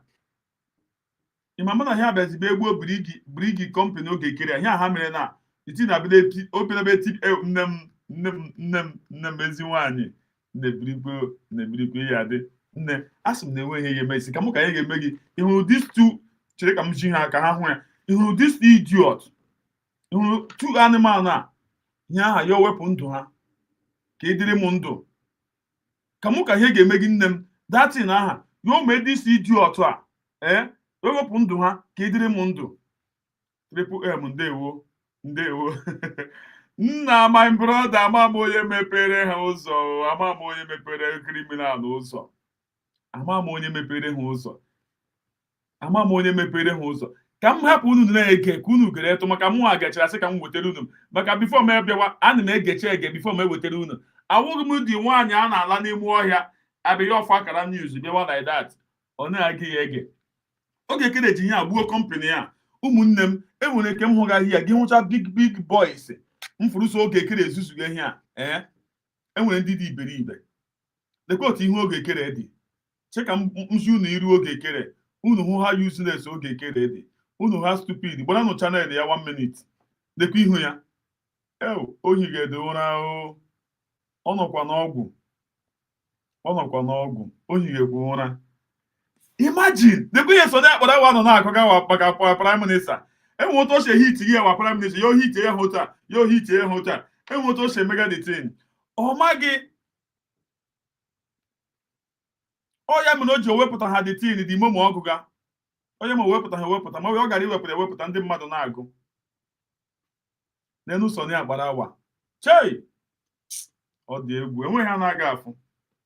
Continue. Sabotage is both disgraceful and despicable. And Biafrans are starting disappointed Biafrans by sabotage is so disgraceful. Changing the goalpost because it involves Ngozi Orabu-Eze. Though the same thing aha. Butu ụzọ kwuru the same language aha. Butu ụzọ yuzuru.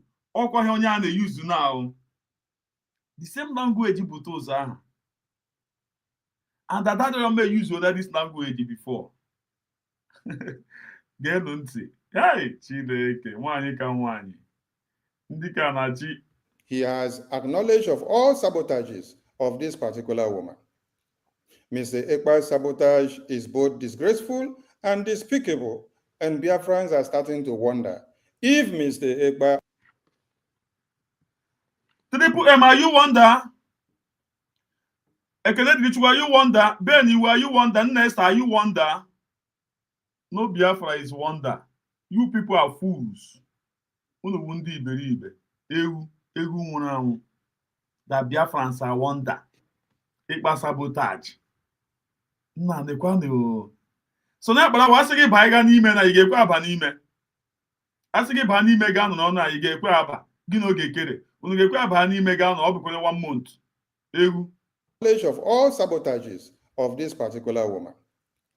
Mr. Ekpa's sabotage is both disgraceful and despicable, and Biafrans are starting to wonder if Mr. Ekpa is putting his personal interest and Ms. Orabueze over that of Biafra. Nna nekwanu. Hey! Nekwenu insult. Nekwenu insult. Owe ndị nọ convert. Owe ndị nọ convert. Genu ntị ọfụma here. Genu ntị ọfụma. Disappointed Biafrans by changing the goalpost because it involves Ngozi Orabueze. Though he has acknowledged of all sabotages of this particular woman, Mr. Ekpa's sabotage is both disgraceful and despicable, and Biafrans are... Mr. Ekpa's sabotage is so disgraceful, and Biafrans are wondering. I'm not going to make you understand. I don't think that you people understand. Let me take it back again. Is to ridicule the Biafra government with her absurd and unserious behavior has committed political suicide. Mr. Ekpa, in the estimation of many Biafrans, in this one action, has completely disappointed Biafrans by changing the goalpost because it involves Ngozi Orabueze. Though he has acknowledged of all sabotages of this particular woman, Mr. Ekpa's sabotage is both disgraceful and despicable, and Biafrans are starting to wonder if Mr. Ekpa is putting his personal interest and Ms. Orabueze over that of Biafra. In the best scenario, Mr. Ekpa's deranged and erratic actions are a result of being under pressure by the Finnish authorities. Pressure of a trial, his own personal interest during the appeal of his conviction, and mental instability, non-composed mentis, or in the worst case scenario, Mr. Ekpa purposely betrayed BRGI due to selfish and economical... Chai! Chineke gone. Oh, ọkwa prime minister ataghị afụfụ. Ọkwa nwoke ịtaghị afụfụ ka akparịga ihe niile ka. Adadioramma si ebe a. Soni Akparawa si ebe a. Ogechukwu si ebe a. Chai! Nwoke ezi ike. Nwoke ezi ike. Chai! Shemuke. How they are not ashamed. They are not ashamed. They are not ashamed, believe me. Soni Akparawa. Shemuke. Ima hemoji kwabari ya. Ima hemoji Ogechukwu ji kwabari ya Soni Akparawa. Because some man na Soni Akparawa when bag afu again. Ibi kwuru ọnụ ya. Oya moji si ya ka ọ gụọ the thing. Oya moji kwabari ya this. Oya moji kwabari ya Soni Akparawa. You mo understand? Ogechukwu achọ ka the thing shi ya n'ọnụ pụta. Chai. Obatobie. Yadewa. Ima the reason why Soni Akparawa ji kwabari ya Ogechukwu ka ọ gụọ ya. Geenụ ntị. So that echi asịkwa na ọwụ Soni Akparawa dịrị na ọkwa ya agụkwara. Reasons. In either case, Mr. Ekpa's suitability as a leader and loyalty to BRGI and the Biafran movement is now in question if it is about Orabueze and him, or if it is about Biafran people.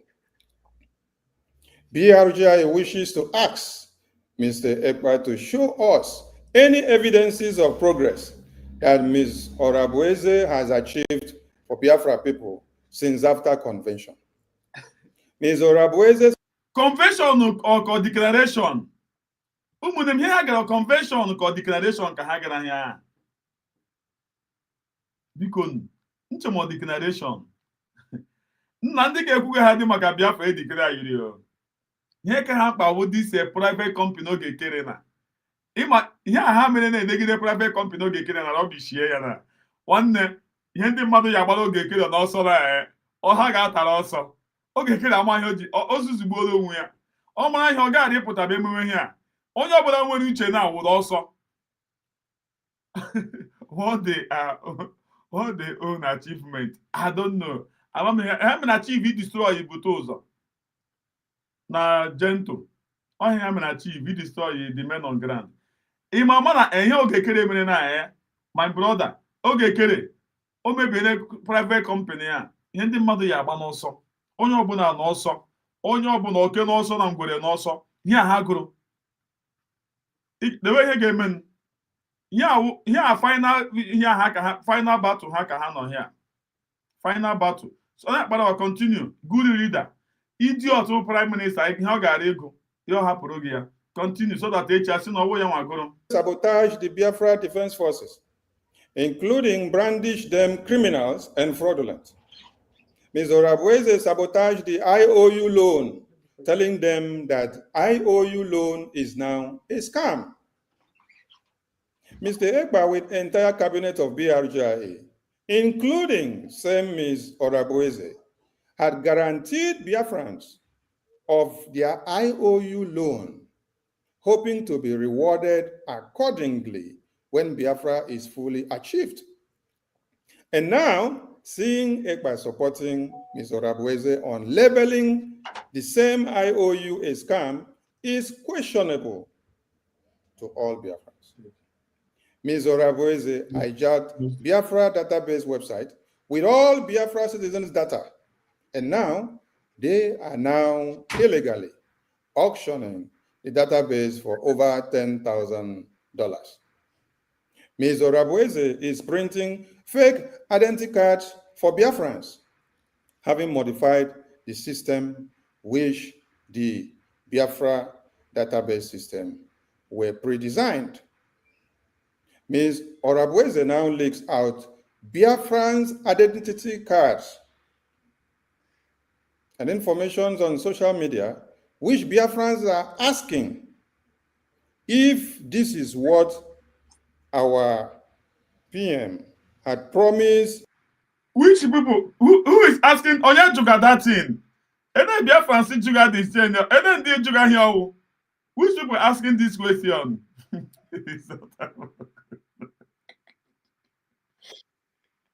These people, ọnụ ha agwụla, n'abalị ka ọnụ ha agwụla.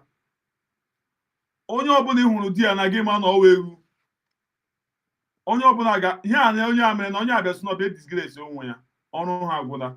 So na Akparawa continue.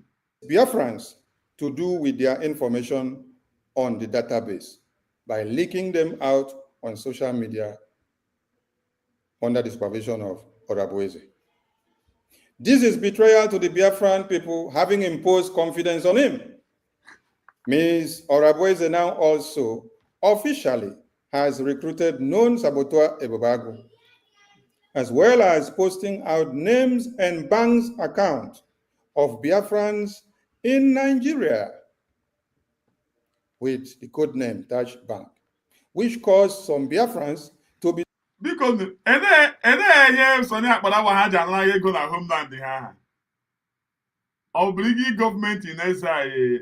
Ene ha ji anara ego na homeland ego ha anaga. Ene Sonny Akparawa ji anara ego ya.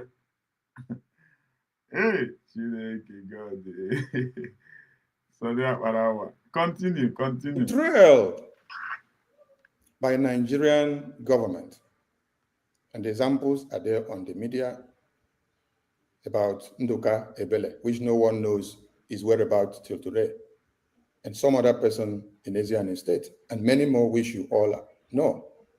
If Mr. Ekpa sees nothing wrong with the above mentioned but few, then we Biafrans, bearing the scars of what Ms. Orabueze has done in the absence of Mr. Ekpa, should remind Mr. Ekpa that he stopped taking orders from Mazi Nnamdi Kanu in DSS prison when he realized that decisions coming from there weren't favorable to the Biafran people.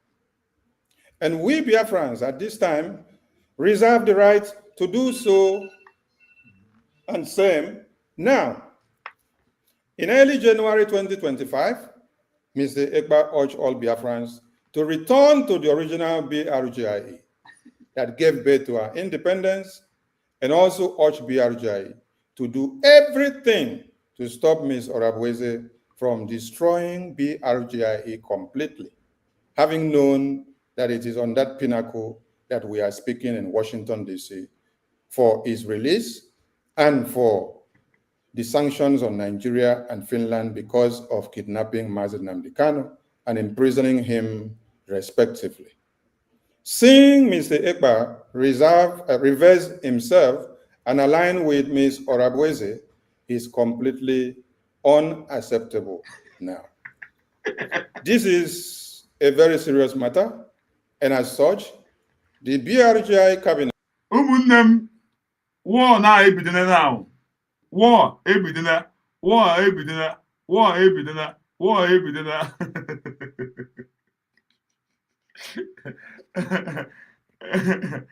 Mazi asaka na-ehi ụra.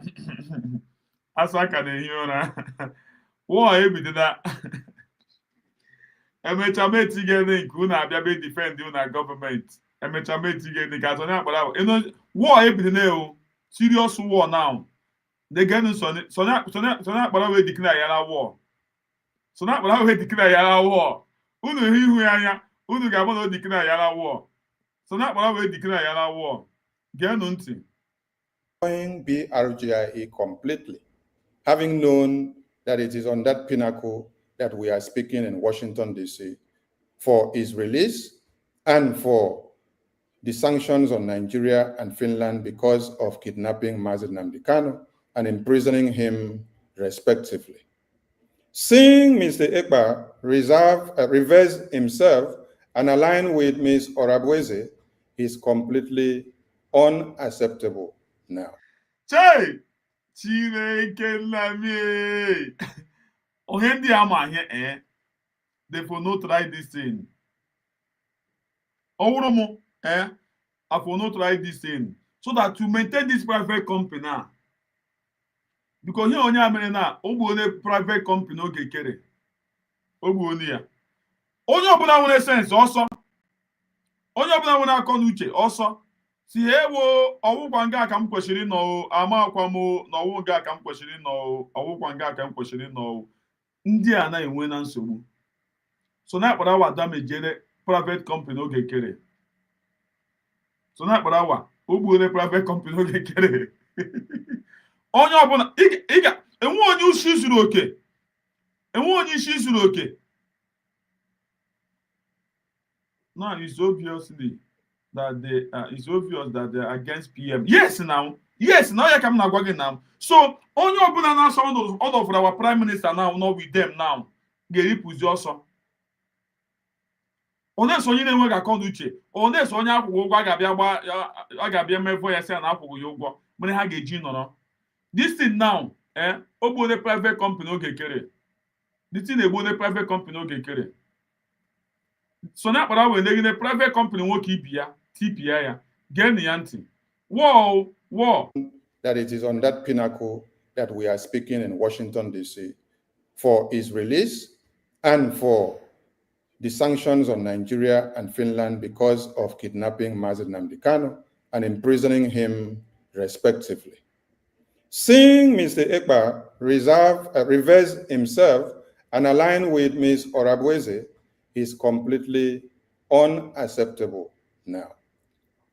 This is a very serious matter, and as such, the BRGI cabinet will have several emergency meetings to thoughtfully approach this matter. The BRGI cabinet will then announce its decisions and next steps to the Biafran public at the appropriate time. The Biafran public should be assured that BRGI cabinet strongly believe in our litigation against Ngozi Orabweze and our co-conspirators. And we are committed to holding Ms. Orabweze and all saboteurs to account. This is simply a temporary inconvenience. BRGI will not tolerate anyone in BRGI being a stumble block to our goal of achieving Biafra. And at a time... Umunnem, unanuya, no the heat with the private company. The private company Ogechukwu. onye ọ na-ehit mgbe ọbụla. I don't understand this matter. Akparawa, Ekpa, Master, Ekpa, and the Mrs. Orabueze. Think since when did we started addressing our PM as Mr. Okay, Mr. Ekpa. It's like I am hearing news update from Nigerian media. Akịfụrụ ya, ọ sị na ha na-apụta ugbu a na ibi ịgbazi mgba wotozi fight against BRUGG ka gịnị ka ọ na-akpọ ya with the United States of Biafra government personal company. Onye mega here na nwanne m. Onye mega here. Onye mega here. Biafra don't suffer. And brother, we never suffer. Something that sense. If you get sense, you know you gonna say this people they no reach now. The quote Gekere, the quote Oshi no, the quote Oshi no, Konye Miriri, the quote on any acting prime minister, the quote no Toshi no, the quote no Toshi no. But I'm not channel there. 1 minute silence if Ogekere. All the can do, but nearly 1 minute silence.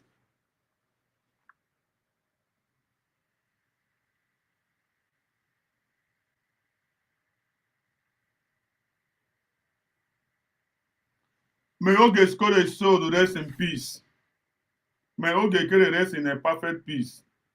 1 minute silence can you Ogekere now? If on how one final. Genunti.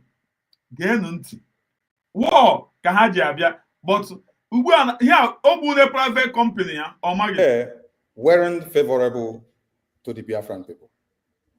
And we Biafrans at this time reserve the right to do so and same now.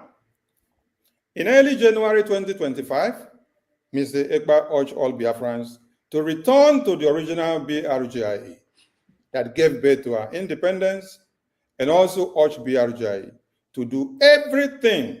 A lot of mmadụ ga-asị return to BRGIA. A lot of mmadụ ga-esi sigi return. Ụmụnne m cheki godin ya anọ. The boy nọkwa n'elu di ya na-atụkwa ashị. Edo otu ọ ga-esi gị sigi return. Why the mama na all the happy they declare ya na Biafra? Dekwenu Soni o, na dekwenu Akparawa o. Ara agba ne. Ya ha mere. Ogwula so onye isi na-adị mma ga-aka nụrụ ha. Guzoro. Believe me. Anyị ga-afụ otu ha si eme today. Ogwula so onye isi na-adịghị mma. Nwanne ha gbuola onwe ha final. To stop Ms. Orabueze from destroying BRGIE completely, having known that it is on that pinnacle. In another ekwu na the BRGIE ya ubirigi ọwụ, that is they destroy ya ndị ya completely. Na birigi agwụla. Na birigi agwụla.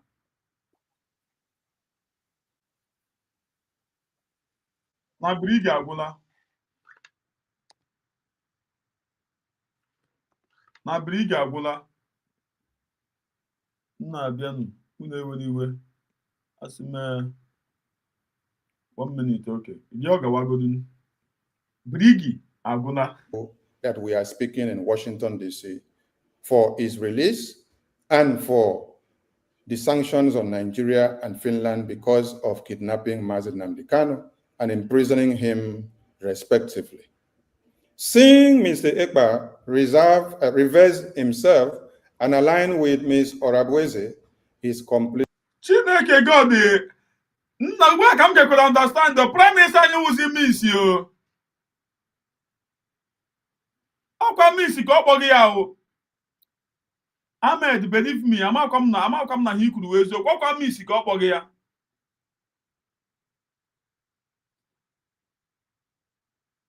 Abeg, this is Mr. Akpara Ekpa. Thing I am hearing. Miss ka ọ kpọghị ya, miss ka ọ kpọghị ya, miss ka ọ kpọghị ya. Miss ka ọ kpọghị ya, Miss Ekpa. Mr. Oh, Miss Ekpa ka ọ kpọghị ya. 1 minute.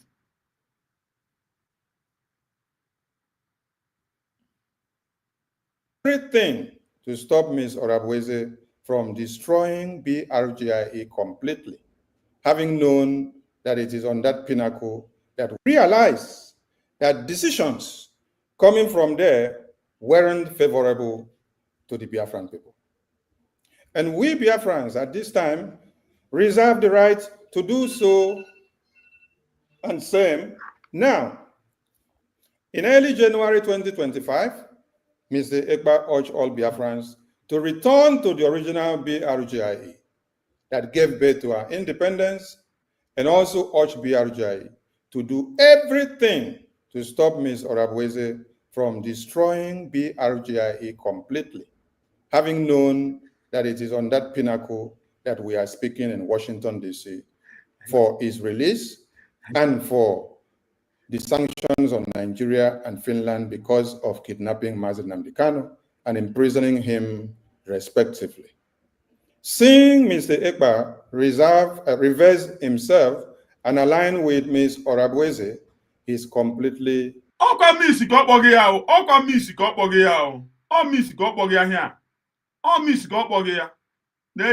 Orabweze from destroying BRGIE completely, having known that it is on that pinnacle that we are speaking in Washington, D.C., for his release and for the sanctions on Nigeria and Finland because of kidnapping Mazi Nnamdi Kanu and imprisoning him respectively.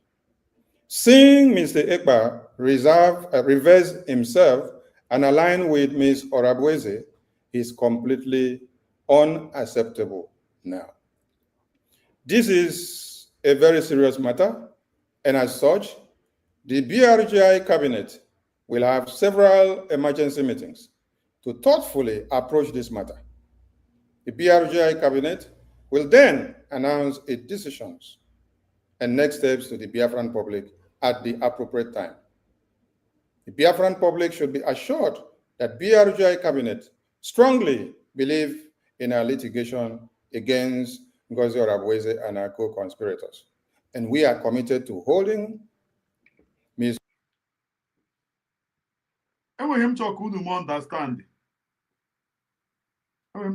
understand. Imama na nwaanyị ka nwaanyị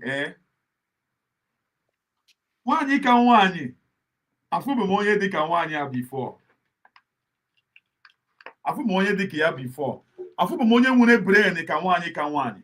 Imama na nwaanyị ka nwaanyị na-ekwuru with our PM. But ị ga-apụta gị hụ ya okwuo ya otu oge ekerechi na-apụta na-ekwu datin aha. Ama m enwe hunu m observe.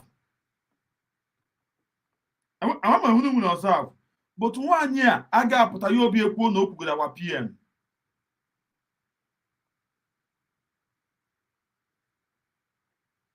Nwaanyị ka nwaanyị ọ na-ekwuru with our PM, but ị ga-apụ ya ọpụta bịa ekwuo ya dịka otu oge ekerechi. I speak with our PM, he asked me how my family is doing.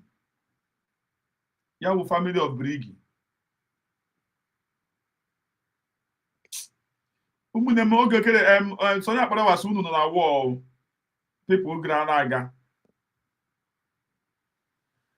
Remember, even when our PM is here with us, Akparawa addressed him as Biafra beholding our PM. Biafra behold our PM. Children of war. Sonye Akparawa chọrọ igbu unu war. Orabweze and all saboteurs to account. This is simply a temporary inconvenience. BRGI will not tolerate anyone in BRGI being a stumble block to our goal of achieving Biafra. And at a time when BRGI's political support in Washington, D.C. is raising so much dust and reaching unprecedented height, and the U.S. government is pressuring the government of Nigeria over its persecution of Christians and Biafrans. And thanks to God, today we got the news that the food we have been cooking in Washington, D.C. has finally given birth, and Nigeria are crying. The U.S. government has designated Nigeria as country of particular concern, having considered all the petitions and everything, the testimony, the congressional briefing, that BRGIE. Come correct, this guy. America nwere eyes n'obodo zoo ndị na-enye ha news ha tinyere na zoo serious ị na-anụ asị serious watch ha were anya ha niile tinye n'obodo zoo obodo gbughe Kristian akpụkwanụ ihe a ndị akọgaghị ya ndị iberibe akọgaghị ya Amerịka matụrụ mmadụ di ya standby tikwudeke nwaanyị ka nwaanyị kwuga hapụkwa ihe onye azụzughe na ọ gaghị Washington esege picture don't listen to them America nwere the person ha sendiri di ya na ọdịanyege ha news have put in an other effort from the lawmakers we can celebrate today. This is not the time to get entangled with internal issues. This is the time to seize upon our momentum of victory. For the past 2 decades, the Biafra movement has been paralyzed with infighting, sabotage, mismanagement, and complete dysfunction. It happened to Ogechukwu and Philip Effiong. It happened to Wazirike. It happened to Mazi Nnamdi Kanu. And it also has happened to our PM. BRGIE is committed, exercising strong leadership, which will put to a complete end to all sabotages. Now this brigadier, na company ka na-akwụkwọ ya ezigbo ụgwọ. Company ka na-akwụghị ezigbo ụgwọ. Ị ga-eme dị gị hapụ ịkpọta company ka. Ọkwa company nwoke ibe gị rejistara o ji ezigbo ohi. Ọkwa company nwoke ibe gị ji ezigbo ohi. So onye Akparawa ọrụ ga-agwụ na ihe ibe ga-agwụ ọhịa. Ọrụ ga-agwụ ọgwụ so onye iberibe ga-eso gị na-enye gị ego. And dysfunction in the Biafra movement once and for all, which will enable us to quickly obtain our goal of freedom. Thank you so much, Biafran people. And at this point, I return the mic to the APM of BRGI. They word to the people of Biafra and to all of in Anuya, APM BRGI, that is the private company. The chief owner of the BRGI, the chief the chief owner, the owner of the BRGIE. Voice of freedom. Thank you very much, Minister of Information, Honorable Sonny Akparawa. Biafra, I don't want to be in a bad mood. And I pray you. I'll tell you be in a bad mood because of company. That company. So I'll tell you in a bad mood because of company. They can't hear. Company shady. Then I put they can a useless idiot. As I don't want to be in a bad mood. I don't want to be in a bad mood. Believe me, the company. Company final. Company final. This company ATP. But they said that our PM Simon Ekpa signed the suit against our DPM, Dr. Ngozi Orabeze, USB is our last hope. I swear to God, who made me? Who made me? I tell you. I tell you, USB, our last hope. Our declaration now USB activities make US to step up their eyes in Nigeria. Thank God for everything. Triple M onye eziokwu ọya nwakwuru dere ihe a na dere eziokwu a. Dekwa Eze Kenneth ndewo, Eze Kenneth ndewo. Also do understand that Akparawa did not address our PM with regarding to his office. No, I'll go on our PM. All be shared on where. I would our PM call be shared. Mazi Kevin, also Akwebisi, also good morning Akwebisi, humble Dion, Omua Akwebisi, Deo. Che, divine Che. ike gwụrụ. Ike gwụrụ. Ike gwụrụ. Ekewe TV. Onye ọchịa asị ise. Company agwụna. Dekwa ihu oge ekere. Unu hụ ihu oge ekere. Find a place in your heart as well. Not to be in a bad mood. Don't let this temporary setback distract you. Ịma ihe ọ na-ekwu na ọ ma ama na ihe a na company a this BRGIE ọgwụna. So ọ bụ na-enye ha hope. Don't be moved. Don't let anything to distract you.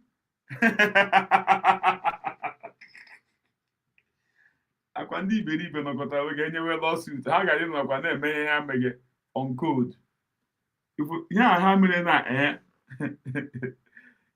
na o gbuchara ha nnọọ. They want to make Oge PM. Yes, ha chọrọ ime ya PM. Chere ka m pụ ụzọ go onye ka. Thank God no document with mba enweghị even tissue paper sef enweghị ka ochi. Tissue paper ọ dị form of mgbe a kpọrọ Chika ọ dị gawa ime ọhịa ga-ama nwunye azụ n'ala n'azụ ebe ukwu ede ka ọ dị n'okporo ji apụ. Tissue paper ojigi mmiri ojigi emechaa ya ojirikwere mbụkọ na ya pantị ya gawa. And ya ha anyịra n'ime ya abịakwa ya na-ahụ ya na pantị. Onye at least hell nga ka m ji mata nnọọ na obieze rere na-esi isi. Obieze ajụ ụdị ya mgbe o kwuru na o nwere ihe ọ chọrọ iji nwaanyị obi amafu ya na ọwụwụ ihe ahụ mbụ na ya nọ na-asị Obieze ya ọbịa jụọ ya ọ na-abịa eji ya.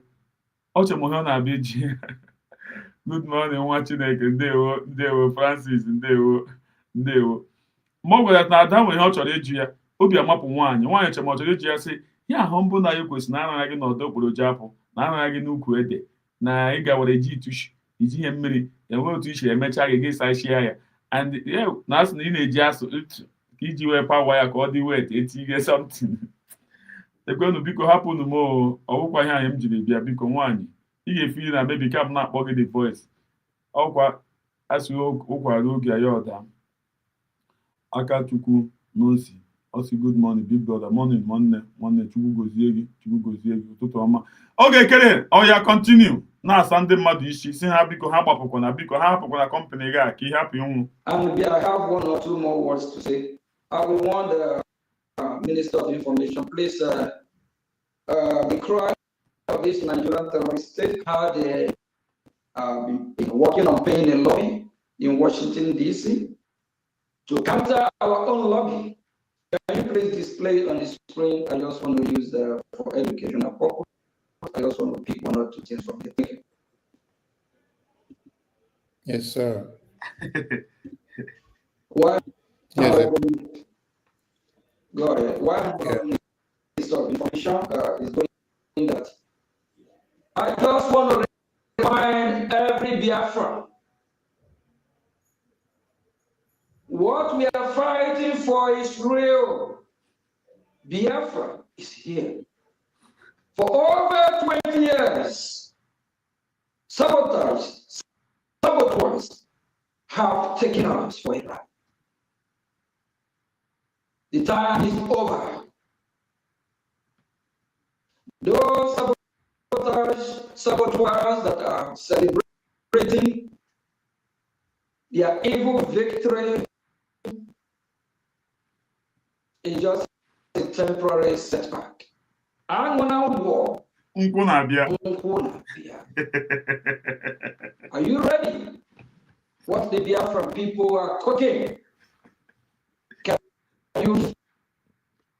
Unu hụrụ onye na-amaghị ihe ya ọbịa ka ya fallback republic ke ha agwụna it is finished yesterday ka ihe niile gwụrụ. Ị ga-ahụ enweghị onye isi dị mma nwụjuru mmiri ara nne ya afọ.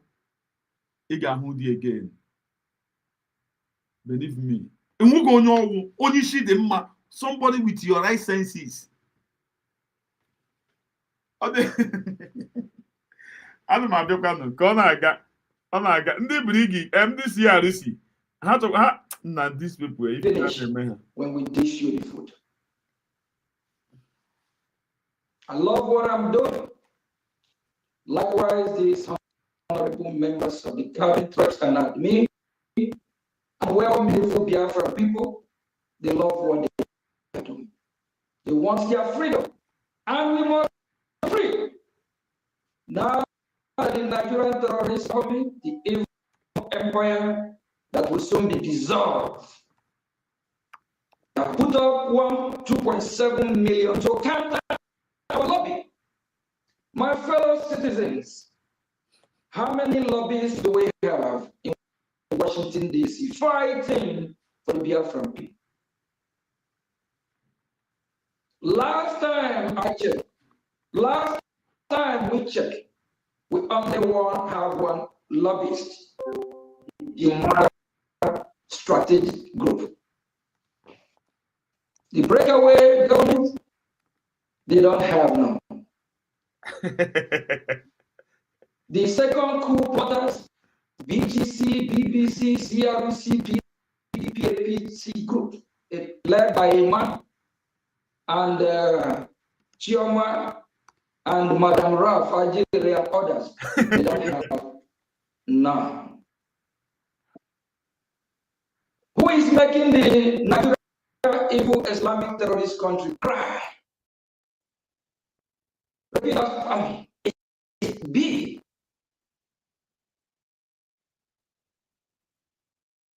G. Biafra government. It's BRO. GIE. It's BG. Biafra government. Not BGC.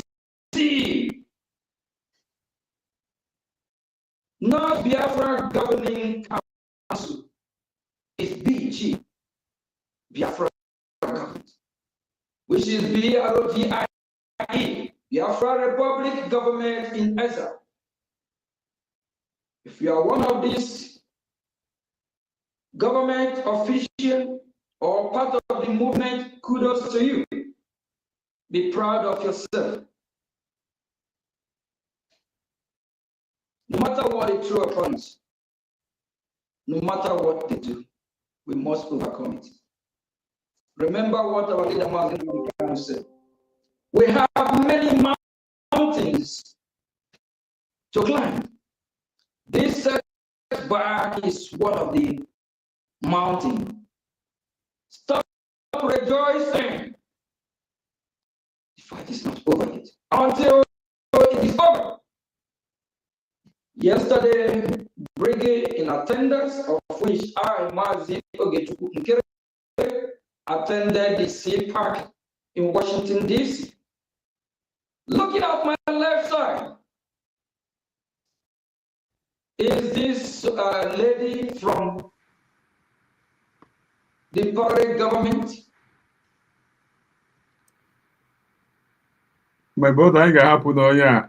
Ya obegezi akwa ụwa ya wee ọkụ ụwa ka obegazi and ọ nọ na-ebe akwa ụwa ihe anyị adịghị kilie ya ka anyị ganụ na onye a na-enye tawa the woman the guy degiri this woman mee ya ihe iberibe na Finland mgbe ha gara here this guy na o mere nwaanyị this chika ọ dịrị ihe iberibe o mere ya ihe iberibe this guy o mere chika ọ dịrị ihe iberibe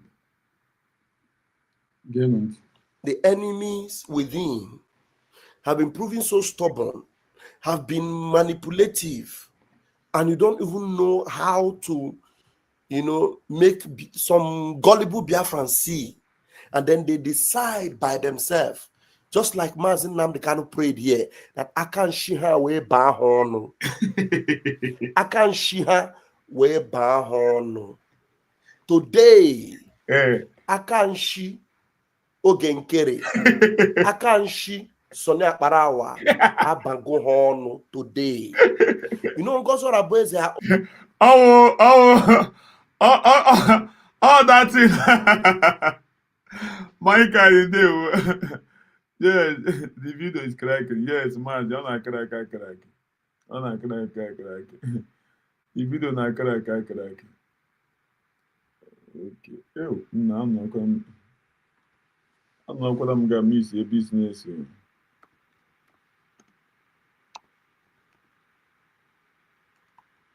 I'm not going to miss a business. You don't get. Miss another business here. What I'm going to know here now.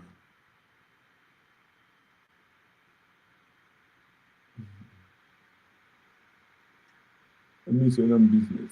Can you not bother? Have happened since. The people following God's Arabs, they are chaffs. Chaff. You know what they call chaff? They are just chaffs. So some of the people that had a little bit of substance that were still following Ogechukwu Nkere, finally, we will now know who they are. If after, like I said yesterday, you know, when I was telling Biafrans yesterday, some of them were asking me on my platform, give us evidence, give us evidence, give us evidence. I was waiting and hoping that the attorney of our prime minister, in whose ears all those things landed, and she could not even believe it, she had already told us that she will be coming on a live broadcast.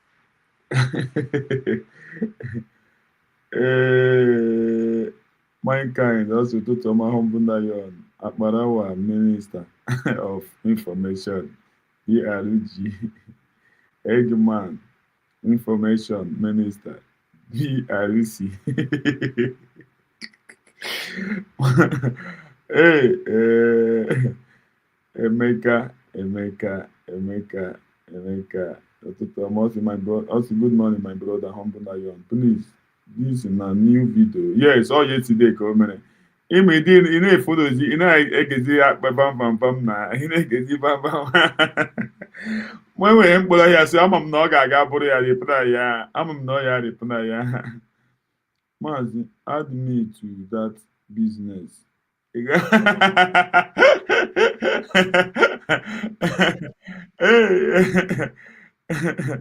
those are confused masquerade of all time. Say why they own them.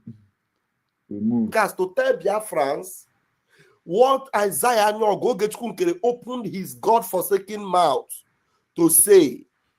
Little did I know that Ogechukwu Nkere will by himself, for himself, by his condemned self and condemned life, come out on social media and tell Biafrans by himself who he is. And I am happy. I am happy, honestly. I am happy because the job has been made easier for me. Very easier. I want to ask Biafrans if they will remember. How many of you remember when our prime minister was exposing the man they call Anthony Blinken? Do you remember Anthony Blinken, the Secretary of State of the United States of America? The man that was responsible to convince Joe Biden to remove Nigeria from the state or nation of a particular concern. That they removed Nigeria. And they were telling the whole world that all the souls that were perishing in Nigeria, the Christians that were being murdered, massacred in Nigeria, that they were dying because of climate change. You remember that? Our prime minister was hitting them on social media, exposing Anthony Blinken. This journey that we arrived at today, where the president of the United States have announced that Nigeria has been put back into the country. Yes, Mazi, after how much their program, yeah, just 6 hours. Ogaga watch the here Akparawa minute with Ogechukwu Nkere. So here respond there. Or you know follow you up, Akachukwu. Or you follow up, here will respond after Ogechukwu Nkere na Sonny Akparawa. So this is the response. Here respond there. Okay? Here respond there. Obabi respond to Sonny Akparawa. Na Ogechukwu Nkere. So never you take this guy serious. This guy now, never you take him serious. This guy was an idiot. Never you take him serious. Monakwano na Masi Owoge Masi Owoge screenshot or this thing send them na my WhatsApp number. Screenshot or me send them na WhatsApp number. Can we doka share na on social media. Screenshot or my phone I know close to me. My daughter has my phone. Screenshot or me. Masi I stop him kwuyo John C. Ndewo. Ogariso ha today na esusu here ha zuzu. Don't take this idiot serious, so don't take this idiot serious. Of particular concern. It didn't start from the mouth of that God-forsaken criminal called Isaiah Nyogo. It didn't start from the mouth of that cricket leg, that penguin leg of a criminal man called Elias Jarasolis. It didn't start from them. It started from our prime minister. If you all remember, when our prime minister was hitting Anthony Blinken and hitting the Joe Biden government and telling them that Nigeria is a country of particular concern and that whatever Anthony Blinken came to do in Nigeria, that God was going to expose him. You remember? Do you all remember that our prime minister, Mansa Moneka, was the very first person that supported the Donald Trump campaign train? How many of you remember? Please, if you people are remembering, be telling me on the comment section. Okay, do you want me to put link? You know, we keep records. Do you remember that our prime minister is the first person that supported Donald Trump campaign? Even it was on Wikipedia, recorded and registered. We were the first. Ogechukwu Nkere, Isaiah Nyogo, the criminal dingbat of a 72-count charges. Did you know? Eze, thank you so much. Triple M, thank you so much. Chukwu gozie unu. Thank you so much. Thank you so much. Emi, thank you so much. Chukwu gozie unu. Thank you so much. Thank you. Thank you. Much appreciate. Thank you. The fight and the level of move our prime minister made. I am so happy that today, Isaiah Nyogo, by himself, for himself, have shot himself on the foot. Now, Nigeria being put back on the country of concern. It is the doings of our prime minister and the doings of his government. Do you understand? And then that is not all the fight we are fighting. We have a lot of fights against the God-forsaken zoological republic of animal kingdom. So when somebody wants to capitalize on the victory of our prime minister and use it to try to ridicule our prime minister, we are here to tell them that the God of Biafra will disgrace them. In fact, the disgrace have already started. Now, we are going to play what Sonny was reading. Sonny Akparawa. No. Because Sonny doesn't know what he has done to himself. Isaiah Nyogo cannot even boldly. We are not going to take it from you. We have already listened it. We just want to hear your response. So have it in mind. We are not going to give you time. Once he reached that side, that Sonny Akparawa did that, we are going to fast forward it because we have already listened to it. So bear it in mind now. Continue. Read that thing Sonny was reading. Yes, the reason why Ogechukwu away guy man. Ogechukwu away guy man. Ima him no Ogechukwu owo no Ogechukwu no matter so Ogechukwu aga agumuni oto so issue go ya but Ogechukwu him no ji hapuri ya Sonny Akparawa. Sonny Akparawa kene mu na ya na our prime minister ade na mma. O hinu kwesi im understand. Owo Sonny Akparawa kwesiri go that thing. So Sonny Akparawa Ogechukwu hapụrụ ya ka ọ gụọ ya so that oru ha na yo were ya hapụ Sonny Akparawa na Sonny Akparawa gụrụ na wo ya magụrụ. Unu watch enwere mgbe akpọrọ meeting ma a na-ajụ Sonny si ya nya ha o dere na grupu ọ kpọga nwaanyị ka nwaanyị onye ọjọọ amamunu ga-echete. I say, why are you writing that kind of bad word to our deputy prime minister? Ogechukwu, does that thing in Sonny Akparawa dere no make any sense?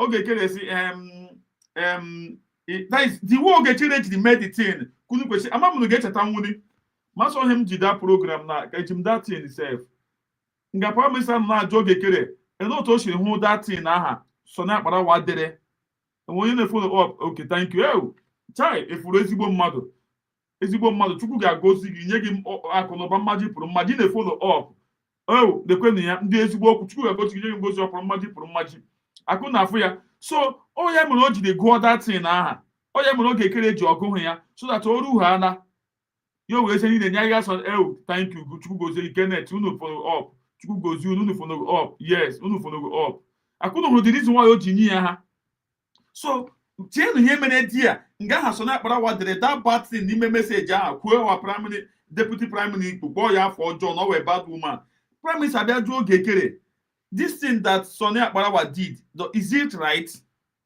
so checkenu the answer Ogekere nyere ya Chukwu gozie unu niile unu follow up I'm really grateful to have you people here ihe niile hụcha here rising sun ọwụgo ụmụ aja amụ nọ na nke nwaanyị a na-akpọ a na-ekwu azụ n'ime ọhịa n'ime okporo japụ mmadụ Chineke God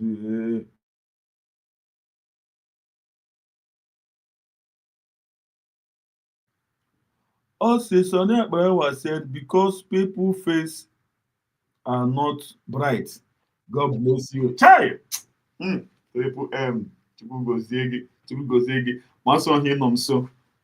Madashi aga okpuma chọrọ ego gị ego ọzọ.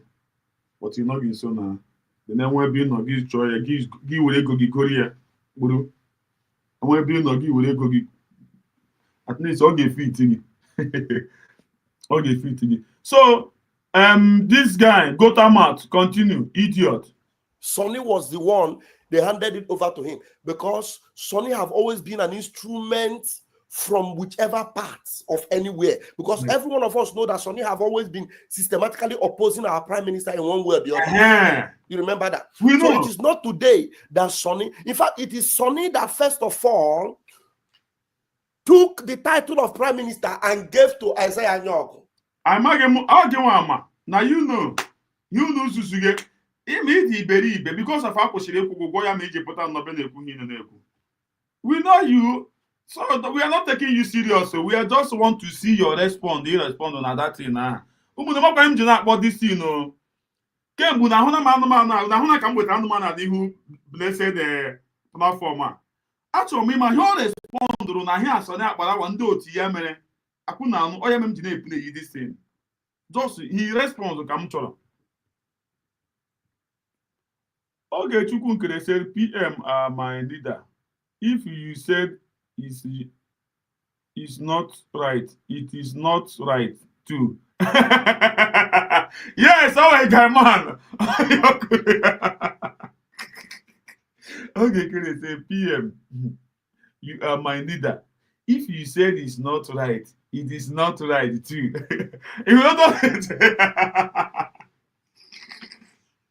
Hi, triple every year. Link. Onye ọbụla ga-abata. That is kind of share ndị a ka onye amecha happen. That woman aha a na-ara n'ime ọhịa, ọ ga-asị today na ọwụ ya maka ewetere. Ọhịa ọ ga-ekwu ọma na enwere otu esi na-arụ ọrụ ya na ọwụkọ onye bịakwa asị onye na-enye isi ya na-apụta ọ gara ngugbo onwe nwaanyị a na-ara n'ime ọhịa. And some of them were saying it is a typographical error. It is a mistake. How we capitalize on that mistake? Now we have all seen it. We have seen it. Well, now we have the records. Let me first of all show you where Sani, Akparawa, Akpakara Chingom. Ụmụnne m biko anyị akpọla ahịa here, so no need ibinye mekwu ya that time. So anyị ga-ọrụ ha na ebe ahụ anyị eme ya fast forward biko we no go listen to am again now.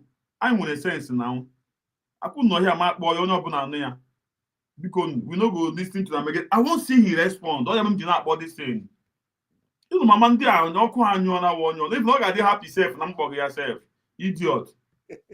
Well, Sani Akpakara Chingom, you know, handed the prime minister over to a shameless criminal who Biafrans can't even look at his back or talk less of seeing his face, who cannot even say anything that will move Biafrans. Anybody that what Isaiah Nyog is saying can move, that person is possessed with a demon. If what Isaiah Nyog is saying can move you, maybe you are, if anybody can even see him as a freedom fighter or as a somebody that can liberate anything, then there's a demon living in you. Isaiah Nyog does not have anything in his lips that will make anybody cringe or move anybody. So that you will know. Now listen to Sonny Akparawa. Actually been, have come to pass where Donald Trump has, succeeded in making Nigeria a nation with particular concern. Look at this news here. I don't know if you are seeing it. Let me be sure that it is showing. Okay, yes, it's showing. Look at it here. This news here came out today. It came out today because Donald Trump have announced it officially. Look at it. Christian persecution in Nigeria. Donald J. Trump. Now, Christianity is facing an existential threat in Nigeria. Thousands of Christians are being killed. Radical Islamists are responsible for this mass slaughter. I am hereby making Nigeria a country of particular concern. But that is ihe o ji na-agụ this thing, o ji na-respond ga Sonny Akparawa na Ogechukwu Nkere na ha kwuru na ọhawa mere America jiri sanction obodo zoo na ndị na-egbu ndị Christian. Uche unu de ha respond ya, ha response o nyere na the thing, ha response ya. So achọrọ m ịma ihe ọzọ o nyere ha ma hapụ onye a kwụ na anụ unu egbekwa nnuwe biko nwere m ndidi ọ bụ na mkpọga dị guy. Achọrọ m ịma response ya o nyere ndị a. The list of it when Christians or any such group is slaughtered like is happening in Nigeria. 3,100 versus 4,476 worldwide. So in the whole world, there are over 4,476. But Nigeria alone takes the number of 3,100. So that means in Nigeria, it is genocide. Something must be done. I am asking Congressman Really Moore, together with Chairman Tom Cole and the House Appropriations Committee, to immediately look into this matter and report back to me. The United States cannot stand by while such atrocities are happening in Nigeria and numerous other countries. We stand ready, willing, and able to save our great Christian population around the world. Donald Trump has put Nigeria back into that country of particular concern. And it is not only Nigeria he's concerned about, he's concerned about other countries around the world. Yes. You understand? Now, yes. How can you now take the whole of BIAFRA struggle and put it on Christian persecution only? This is one of the things. So Isaiah Nyog, he doesn't care about any other thing. Sorry, my dear, sorry. Isaiah Nyog doesn't care about any other thing now. The only thing he's caring about is Christian persecution in Nigeria. Wait, let me buttress this point. Don't forget your line of point. Which this thing has been in the mind of our PM, talking about it, using it to attack Anthony Blinken, using it to face all the whole Christendom. Yeah. Christendom. Yes. PM have been carrying it everywhere. Now, today, Donald Trump has come back and Donald Trump has done it. Isaiah Nyog is now trying to take credit that he's the one doing it. Akparawa. Mazi, can you imagine? Do they go to White House for the Christian people in Biafra in Nigeria? Unu hụrụ the answer onye Ogechukwu Nkere maka datin ahụ o kwuru. Maka datin ahụ o kwuru na ọha nwa sorry Sonny Akparawa ihe aha Sonny Akparawa agụrụ. Biko unu bata na bịa kwuo na okwu ka unu mara the hatred Sonny Akparawa nwere n'ebe Prime Minister nọ. But Sonny Akparawa dị too small. Onye nọ n'Africa country na-enweghị akwụkwọ. Onye nọ n'Africa country na-enweghị akwụkwọ. Onye na-ewetara finish citizen ọnụ. Ụwa ka dị egwu. Hey, Chineke. Ịma ihe mere Sonny Akparawa ji na-ewere our PM iwe. Oh, my God, so that, but why are you always thinking unkept? All the time, you don't shave, you don't wear better clothes. Oh, yeah, chefu. All the form of the Mary, this Chico, the our prime minister say, I have won her more than 10 good times. So, India, ndị nwere ndị nwere obi ọjọọ na-echefu ihe.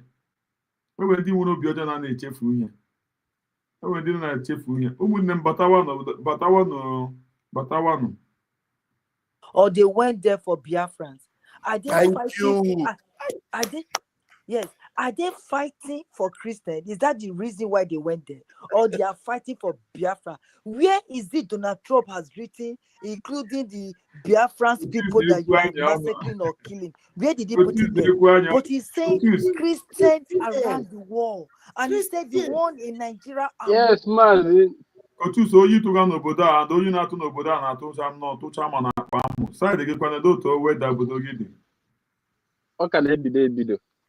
Okay. Ọ ka na-akwado ịma na oyi ugwu Awụsa bụ nnọọ gbọgbọgbọ. Aka ọnwụ ndị ka na-adọwashi ọnụ na-eme ma mgbawara ụkwụ. Mgbe elu ha na Disemba now, the thing ome increase. Ị ga-achọkwa mmanụ zụrụ ụkwa maka ọnụ gị, avoid ihe ịdọwa gị ọnụ. Obere ihe, my brother. Elee ihe ị nwere ikwu maka disrespect Sọnị Akparawa na Ogechukwu Nkere meghe nwoke taga afụfụ maka nwa nwaanyị a? Go ahead, Biafrans are listening. Yes, good morning, Akwa. Good morning, Biafrans. Good morning, Ogechukwu Nkere. Everybody in the comment section. Like how the program share. First of all, come to take everybody again. Look at this platform. Una to go vote. Go and get on vote because of vote with the government of United States of Biafra. Nke bụ nke eji n'aka for now. Ka enwee ike chụpụ Soludo na ndị otu na Anambra State. And lotekwen again, 8th of November. I babokwe November. Happy New Month, everybody, once again. 8th of November, for us at home. Everybody question my that one. Mazi Akwa. This hatred, Sonia Akparawa will be our Prime Minister and Ogechukwu Nkere. Una yourself na hona nke Sonia Akparawa bugodu nke ndugodu nke nọ na highest level. That's hatred. Unu nlote everybody in Finland for that declaration of United States of Biafra. Sonia Akparawa, most especially in the media niile.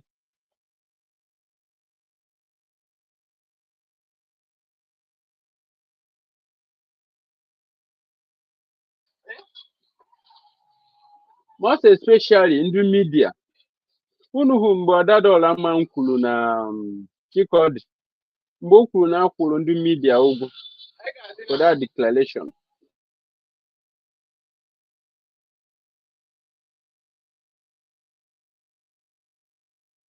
Most especially in the media na akwụrụ ụgwọ flight. I don't check now. Most of all those medias akwụrụ ụgwọ flight now. Where are they today? And Sonia Akparawa, Mazi Simon Ekpan, according to Adadioramma, they could go flight too. But because of the way akwụkwọ, and they can't lie, I show you yet turn embassy.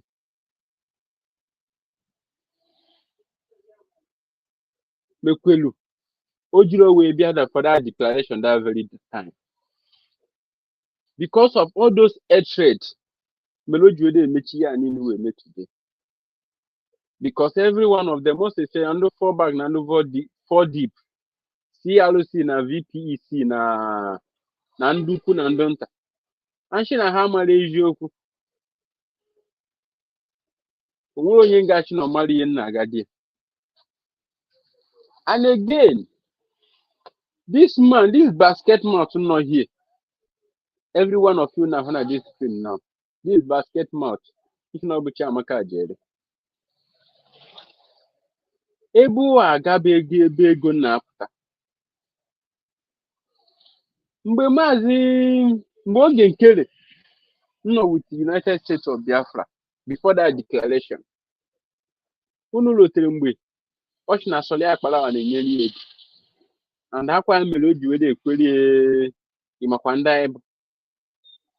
Because of that ego hand strength ya na-akwa after again, ego emewo deal. That's what we work after from that place. Ebo ego ndụ bụ ụwa. And most especially this Sọlị Akparawa, the Rico and Mama Oge Nkere, every one of them, the ego ụmụ Biafra na-enye ha, the ego anaghị apụtaji, ọ naghị aba ha again. Ha anaghị enweta that ego because ha na-eme dị ebe agbata eke. Yes. That agbata eke ahụ ha na-eme na that their platform. The thing enweghị isi. That's the reason why ha niile ji oji eme all these things.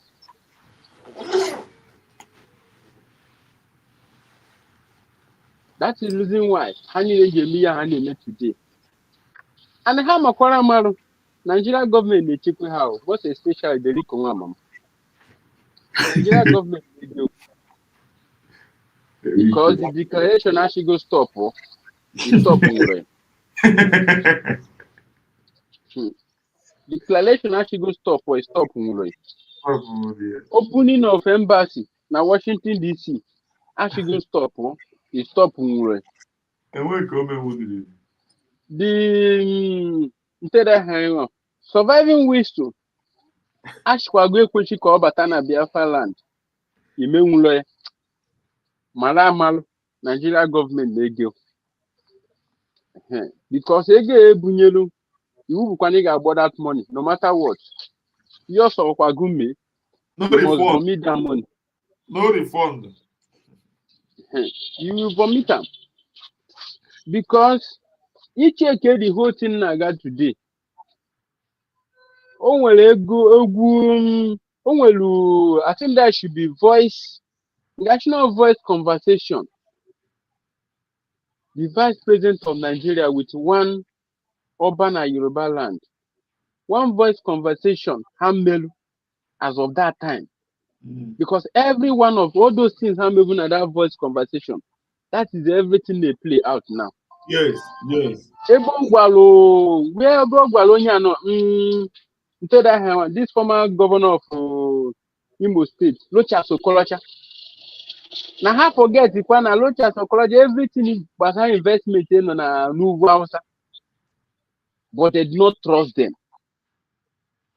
They did not trust any Igbo man at all. Also,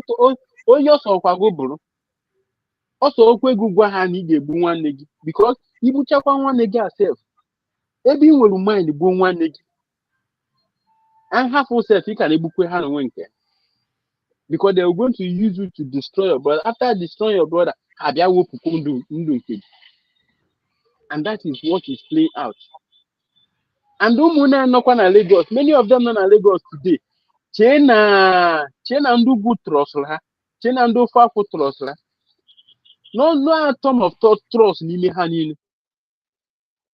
That is what Oge Nkere amalo. That is what Sọlị Akparawa amalo. That is what this basket mouth na mbu Nkere ndu koda Deriko mama. That is what Hanu Nka amalo. Ilelu Maazị Nnamdi, ilelu Maazị Simon Ekpa. Chena ndu nyelu ego gule na aga trust. That money go vomit am whether I like it or not. You go vomit am.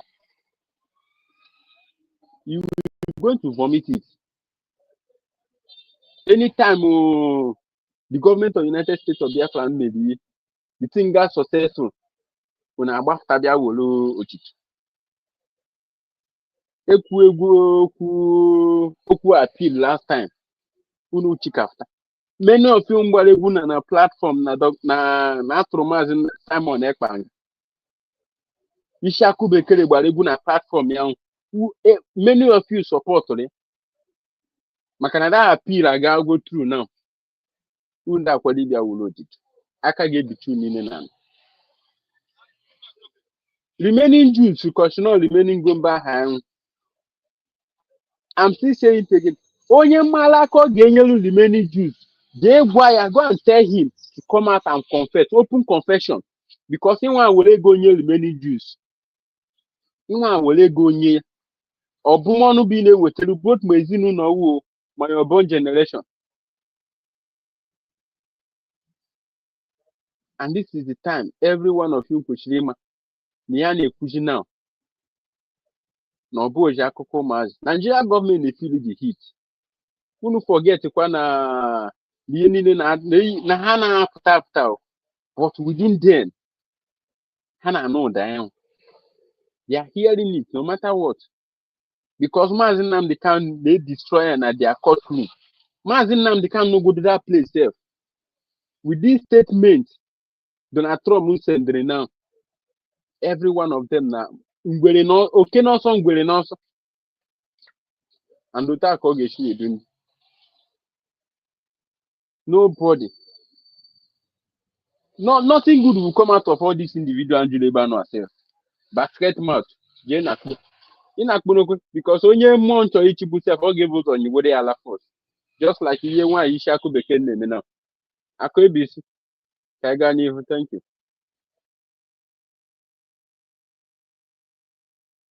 Eze go ahead. Eze, go ahead. Wapi also.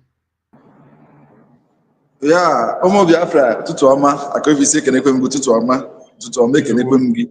Kenekwe mmụọ na-ekwere gị egwu, kenekwe mmụọ na-edu gị ije. Kenekwe m bụ ụmụ Biafra. Unu kwutere n'eziokwu, unu furu eziokwu si na eziokwu, n'ebe eziokwu nọ ka ha ya nọ. Asị na anyị cha ya dịka echi ma na echi adị agwụ agwụ. Onye na-achụ anyị ya ada, onye anyị na-achụkwanụ ya ada. Asị na n'iru ka anyị aga na anyị adịka echi maka na echi adị agwụ agwụ. Ekene m everybody.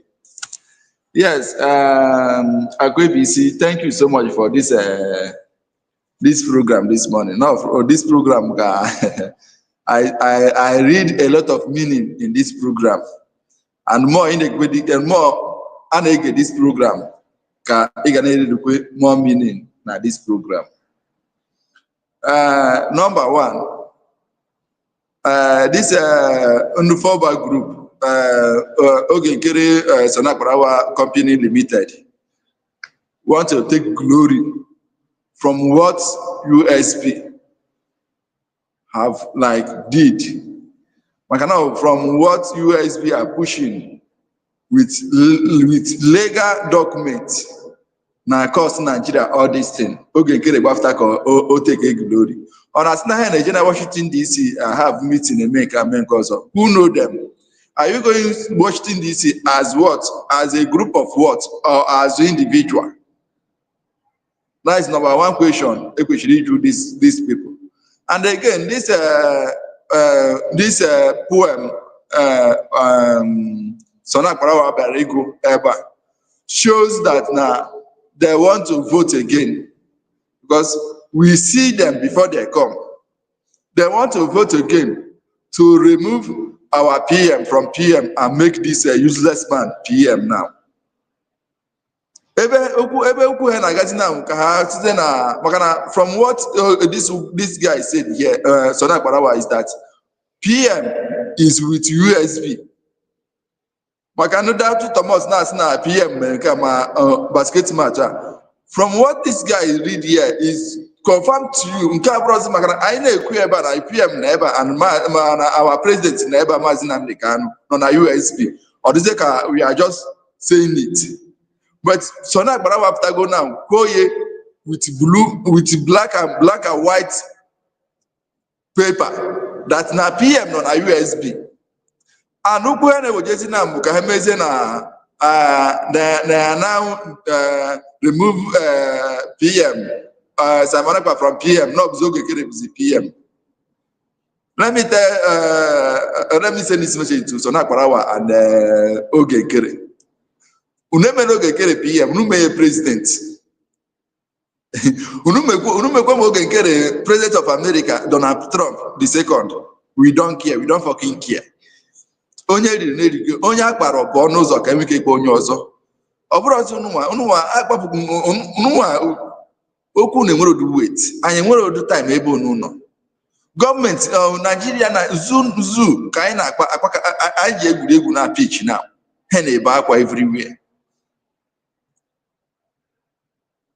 O nwere onye afọ ebe a na-eche ọsọ, ndị mmadụ na o nwere onye fichara ebe a na-eche ọsọ jebeza ebe a na-arụ agwụ. To show you that PM is with USB, they want to ka ha mekwe that vote ha mere that time PM send a message to withdraw that lawsuit. Ha chọkwara imekwe the same vote ka ha kọbakwa now na Ogechukwu is in charge na PM Adadioramma is in charge. Who is Ogechukwu self? Who is Ogechukwu by the way? Ogechukwu nwana na-ekwu okwu, is he from where? K qualification onwere oyeji wee nọrọ na the cabinet self, the class of he lead. Ogechukwu cannot lead his family, the class of he lead a group. In overall a group, Ogechukwu cannot lead his family, the class of he lead a group. Abekuku agitation of a country. So Ogechukwu have nothing to offer. I'm pitying those people, gullible one kind of about it because of peanuts. So now Akparawa and so now Akparawa can up and down makagini all can have figure this basket match now one figure on a team. Now see how gamusa where you die I will die, where you stand and you stand, but they got that about that now. Baba say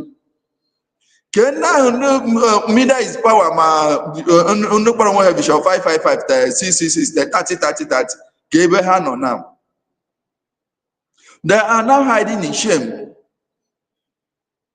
Every time is Niger, Washington DC is a bar picture. Okay, let me say this instead. Ogechukwu Nkere ga picture after Finland, after KJJ Finland, Ogechukwu put social media snatch na office PM. Which of photo shoot or ya were onwe etinye ebe ahụ or signal na office PM. Kegi shi jere office PM. Konye kpọgide ebe ahụ. Why would you put picture every time this guy? Every time you see Washington DC, you can never do anything. No, every time you not buy picture. To go level one, people here will says like remedios na ndotue. Makana from work on one you around the of my like where sense of reasoning. Even imbecile can reason that can see the handwriting on the board that you have nothing to offer. So, like our DPM used to say, we will see how all this thing will end. And you people must bow. I'm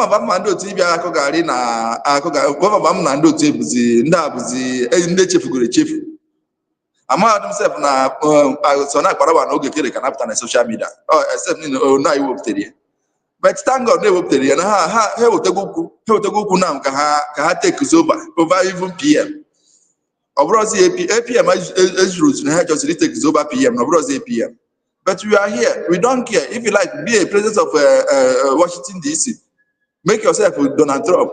We are moving ahead. We are not looking back. So Mazigani, thank you. Ndewo Mazi Chigozie. Ndewo Mazi, go ahead. Mazi Chigozie, go ahead. Dear friends, I'm listening. Ụtụtụ ọma, onye eziokwu. Akụ ABC 1, ekele gị o. Napụta ọfụma. Ndewo. Napụta. Very well, very well, very well. Okay. Akụ ABC ekele gị ụtụtụ ọma. Chukwu Nkere ma gọziere m ndị na-ezinụlọ gị. Ada gị nwaanyị na nwaanyị gị. Ogologo ndụ na isi ike ka m na-arịọ. Happy New Month, ekelere m gị. Ya, BIAFRA ndị na-ege ntị, ụmụnne ihe ndị nọ na the platform ekele m n'ụtụtụ ọma. Chukwu Nkere ma gọzie ụbọchị anyị. Jekwa anyị Dubai. Ogologo ndụ na isi ike ka m na-arịọ n'isi unu niile. Happy New Month, ekelere m unu. BIAFRA ndị na-ege ntị, anaka m ekele o na-asị Chukwu Nkere ma gọzie unu, jekwa unu bubu unu. Ogologo ndụ na isi ike. Happy New Month ka m na-arịọ. Biko no napana pata ndị current nọ na the audience na-ege ntị biko no click your like button. Mụ na like kwa na-click your thumbs down. Ọ there, two options nọ there. At least a na-ekwu this ya na-aga viral. Ndị ọzọ na-apụta na-anụkwa na ihe mewe biko no gba mbọ a na-akwụ ụgwọ na click like button or click thumbs down a na-akwụ ụgwọ. Ọ dị very simple, very easy. Okay. Before maybe the goodie, nwanne m nwoke just kwuchi ụka kita now biko ọ hụrụ esi ka ikwutechela okwu gị kwụ ọtọ dịka sigaret pụta ọ hụrụ esi ka gbazie gị olu isi investor biko a na-akpọghị investor a na-akpọghị special children, and those people are doing marvelous well. A watch yahe this event of things, different things they may invent, different things they create with. Those are the people he create with. You will not even be, you will be very, very surprised when they are doing things because those people are talented. You know, it's a gift from God. So okay, how warrior that one them work. I'm also slip of tongue. Okay, now so near Akparawa, I didn't surprised at all. Now this nonsense oputara na-ekwu na-agụ. I am not surprised. Nke ka nke sef na-abịa. Ekwuru m this thing, I think 4 months ago or 3 months ago. I told them that there is war coming. War na-abịa n'iru. Ekwuru m yesi mgbe PM pụta bazie na because know how PM is with Dr. Ngozi Orabezu, with us for sure. Before PM is sending that message, you say protect the mandate and surrogate. You understand? That shows that yes, automatically 110% honor with us. Everyone say these people have grouped themselves and are ready to fight PM. That is Agahalo Espote work. DOS with more compared to what they are going to do. Now, Shuwala, nothing is a surprise to me. Number one, this stupid and hopeless Sonny Akparawa, exactly when one year woko nke the other Calabar guy in Orombo onye ndu no meche join ya other wuzi Tunumbu media now. It's now the same thing. I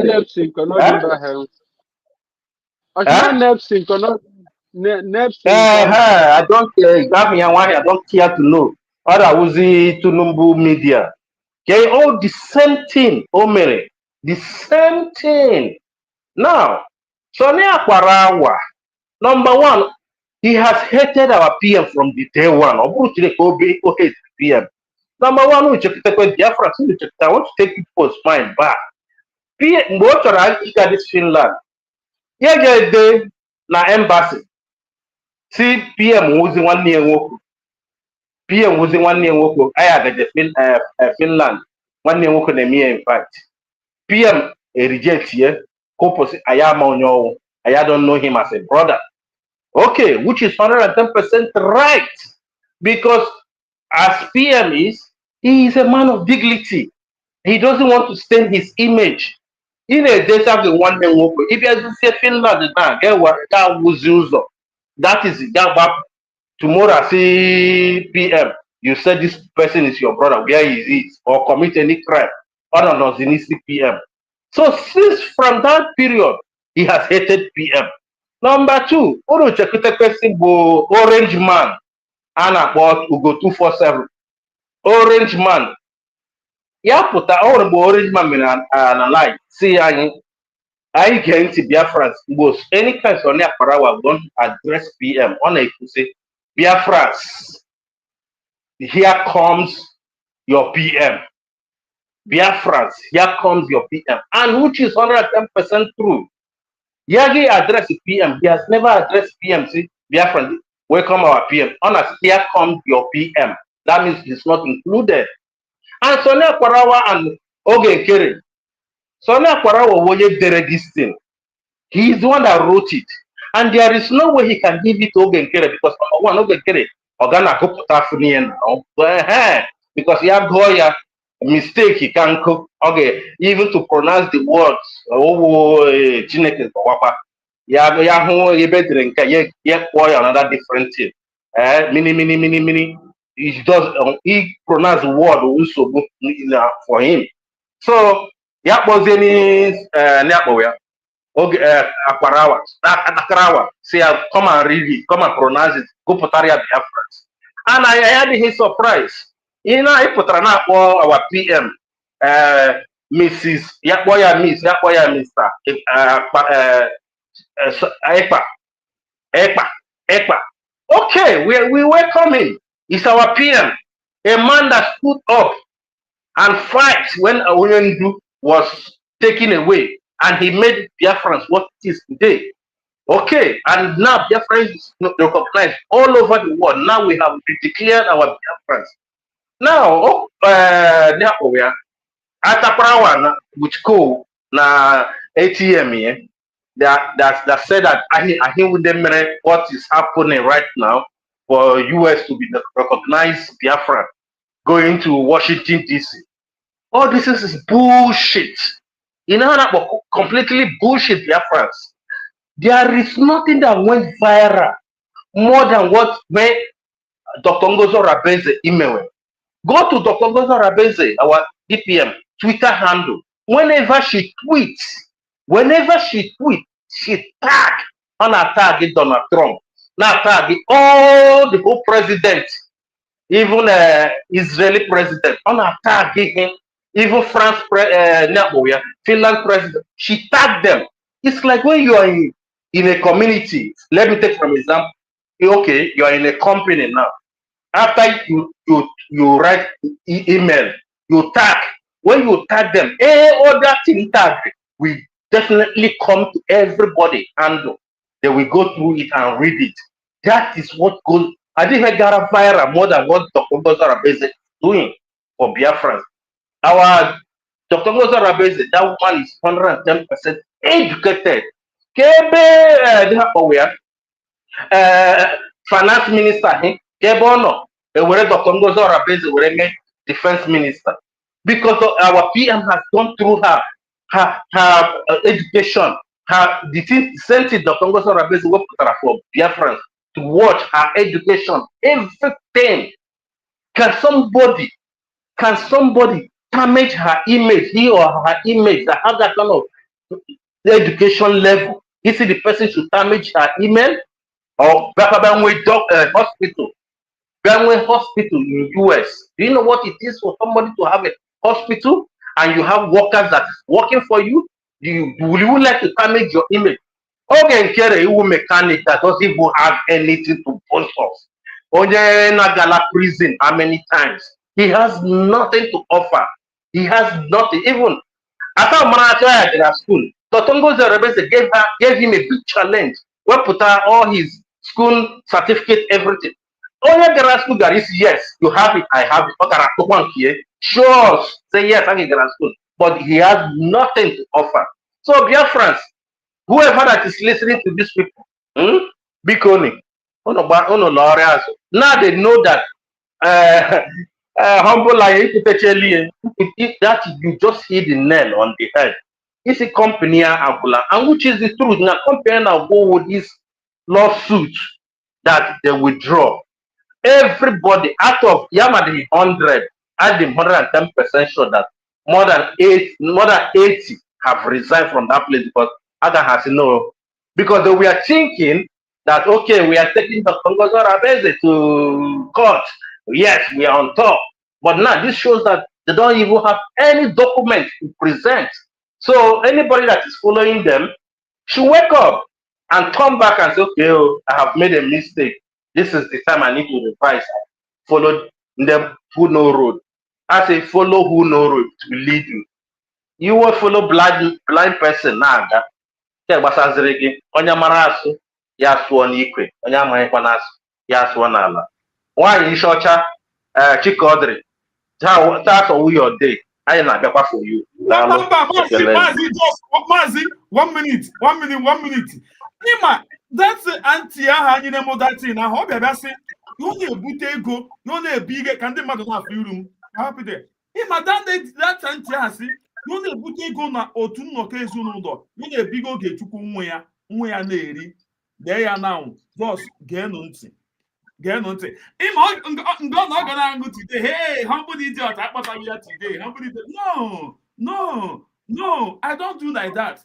Mmecha program a ma mkpọtaghị ya ọ ghọọla fuck up agụnanụ mmecha program a ma ọ pụta ha na the screen gị ma na ọ ghọọla fuck up geenụ ntị ụmụnne m geenụ ntị mutuo maazị mutuo so okay ka m gee ntị biko geenụ ntị otu o si buru ego na-ebige nwa ya nwoke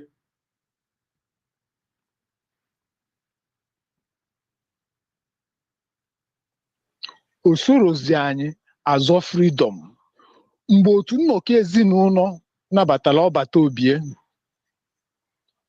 after the fundraising this woman kpọọ m na phone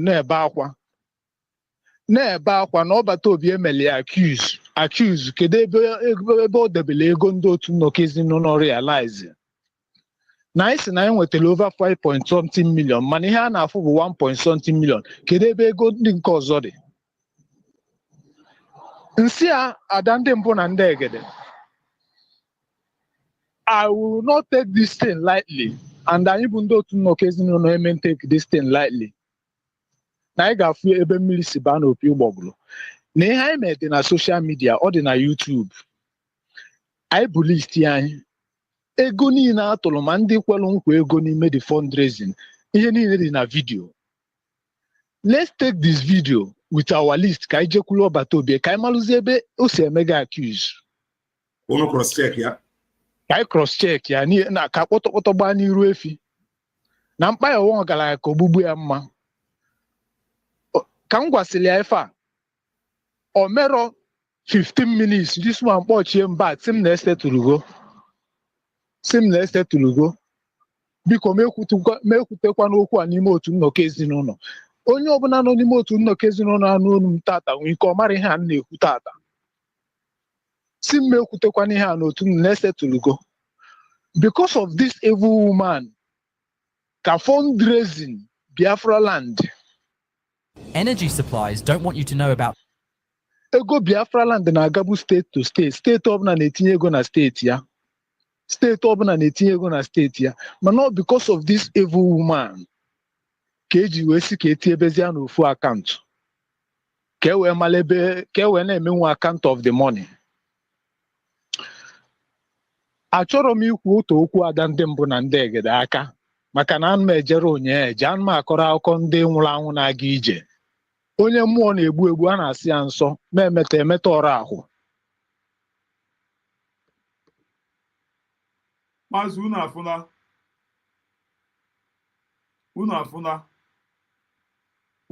na nwaanyị bịara for reckoning. Akwebisi. Go ahead.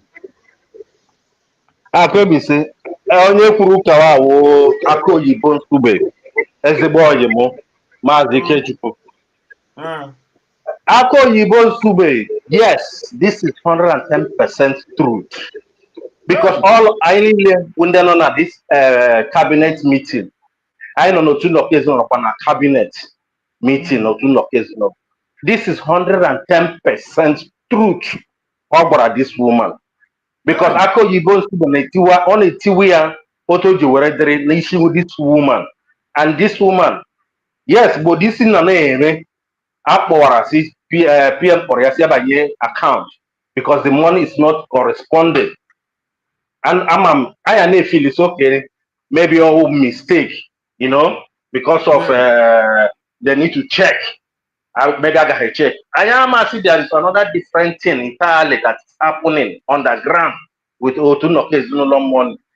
If we are, but it now everything but now everybody matter goes so this was what was happening. Yes, this is 110% true. I am here to confirm it. All Biafrans, so always open. Ekele ngidalo. Okay, for ọkwa Ogechukwu nwa ya ha kwa ka ebighekwa ego niile aha. Ọkwa Ogechukwu nwa ya ha ka ebighekwa ego niile a. Yes, automatically everything agbara now. Yes, that is true. Always be the go money gawa. because a lot of work put no to on say account this chick order this account issue. The chick order say I send the this account personally, private. Why you put no to no case about this account? Why you put here personally, private? Do I about this account? Why you put no to no case about this account? Chai, unu amaghị na nwaanyị jọsụ nnọọ ma ntụọ nwe ya daizi ma ntụọ nwe ya n'obodo anyị nwe onye manụ chudubem go ahead onye isi ọfịa dekwe ihe ndị isi ọfịa mege igbukwala m egbu biko nwoke isi ọfịa biko ana m aga ịkpata imezi iji ọnụ mkputere onwe m nsogbu chudubem biko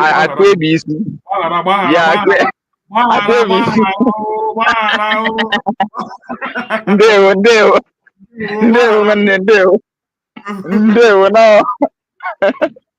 ahapụ n'ọhịa ịma na ama m n'anya Akparawa ịma ọ bụghị onye ọbụla ịma ejighị eji maka ofu onye ochibe anyị n'ime afịa mmụọ niile ọkụ ịghọtara so nwaanyị aba nwaanyị a Igbo metara ya dụrụ sọnsọ mụọ nna ya bụ onye aga na-ebujere okwu a nna ya nwa ya dụrụ sọnsọ ya arụmanụ ọrụ ya ada n'isi ya oli ha because ọwụ ndị isi ọfịa niile ka a na-ara n'ime ọhịa anyị kwuru eziokwu yes ọ bụghị ndị isi ọfịa niile ka a na-ara n'ime ọhịa ọ bụghị everybody ọ bụghị everybody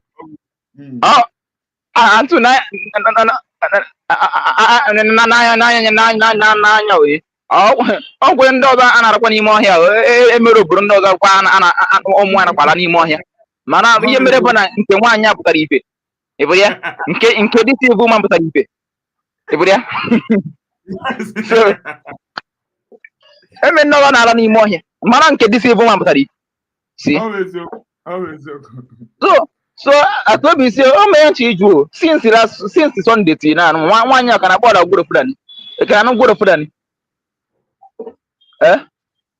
Akparawa o ka na ọrụ gworo Fulani n'ọnụ nwaanyị ọ ka na-akpọ ya bi ọ ka na-akpọ okay so ọzọ ya pụtakwa another exposition ọzọ ya pụtakwa hapụ ọzọ ya pụtakwa just woman onye nwere ihere okay so emere news oge nkere na ndị iberibe ibe ya ọsọ na Akparawa bụ onye dịrị dara ịtọ ndị iberibe a na ha kacha our prime minister na anụ ma dị n'ụlọ ngakọ ha dị n'ụlọ ngakọ ha prime minister ihe na-akpọzi ewu Mr. Simon ịbụrụ ya ịma nwaanyị ka nwaanyị na-agwa ịsa ya na ndị iberibe a n'ebe alọbọ bata obi ome ndị na-abịa nke otherwise nee na ka everything na-agba na everything na-agba onwe ya n'anwụ you can imagine ndị si na the love our prime minister they are not addressing him as Mr. Simon. You can imagine they have now taken over they yourself ọkwa nwere onwe ya n'azụ because ndị iberibe bụ na ha that is ha gwụna onye na-amaghị onye ka ya that is onye na-amaghị onye ka ya bụ onye nwụrụ anwụ nwaanyị ka nwaanyị nne mụrụ Biafra karịchara ndị a niile afọ mụrụ Biafra karịrị ha niile from A to Z. Tell me one person to compare with her. Show me one person among the iberibe to compare with her. Show me. Akparawa kwa Oremi Juice ga-asọ gịnị ka akpọrọ agha gbara akpara ya but that's useless guy. Oremi Juice akwa adọchọs na ọ nọ na into na onye idiri enyemaka Biafra n'epo anya ngwa n'okwu Oremi Juice onye idiri enyemaka ime ihe onye idiri enyemaka ihe onye bụ ndụmọdụ ka ihe onye ọmara ndị niile ọ sịkwasara asị a niile ọ sịrị against Biafrans and nwaanyị ka nwaanyị nyapụta ọmarakwa onye osi wee si asị pụọ oblik nya so na-apụtakwa jikwa mgbaghara ọmara onye osi wee si asị so na-apụtakwa public jikwa mgbaghara ọkụ egesi ebie o let him come out and say the truth ọ bụ egesi ebie o because ọmụmụ ji ome onye na-achụda ka anụmanụ ahụ ọkwa onye na-achụ ya mmụọ ji si mmụọ ji ha you can never have peace of mind. Ha ga-enwezi n'ike mkpụrụ obi ha ga-enwezi n'ike mkpụrụ obi si nwaanyị Sudan anụnwa ọ ya dapụtara gị orem jus ọ ya dapụtara gị ada nne gị dapụtara gị ọ ya dapụtara gị na bịa ọ ya dapụtara gị a na-agwa ụnụ stọpụ ọ na-esi asị ọdụcha stọpụ esi asị abịanye gị ndụmọdụ onye batara platfọm ha nye ndụmọdụ ikike onye atụ antụ obi eze na anụbeghị m onye obi eze na platfọm dị si ebu man obi eze na ọdụgọlọ mgbo akụobi isi nakwanụ akụobi isi o nakwanụ nakwanụ onye obi eze yes ya ọ kpọrọ n'abalị okay ọ gbara platfọm dat ivu man abi yes ya si ya na enwere ihe ọ chọrọ iji ya o obi amapụ ya ya na ji ya ma ndị si ya obi mapụrụ dị ma ọ chọrọ iji ya maka na asị na anaghị ya n'ime ọhịa yes that is ọzi mgbe ọ sụzi ya na ọ na-anụkọ maka ndị si ya arụsi anọda anya aka na-eme ihe ndị si arụsi edizọv go si arụsi wọ dizọv si anyị abaghịgo ọnwa ọfụrụ anyị abaghịgo new month and n'ọnwa abụọ ọnwa edikiri this Biafra n'ọnwa November is a great month for us. Ọ bụ a great month for Biafrans because on November ka anyị eme our first election nke na-abịa nwanne ọ na-abịa on the 4th of this month. The November ka anyị dikiri Biafra ga-abụ anyị ga-celebrate our 1 year anniversary. So hapụrụ ndị like ịbụ news our DPM ịba Facebook na USB bụ ihe a na-ekwu maka ịba Facebook USB ka a na-ekwu maka ịba YouTube USB ịba anya sandụ USB all the social media handle USB wuche juru ebe a so ma onye nwa ndị iberibe ndị so akpọrọ nwa ha biri na CRC ndị ara na-amachasị ike they deceive themselves. See? Adosho gaga zuo ike jeje zuo ike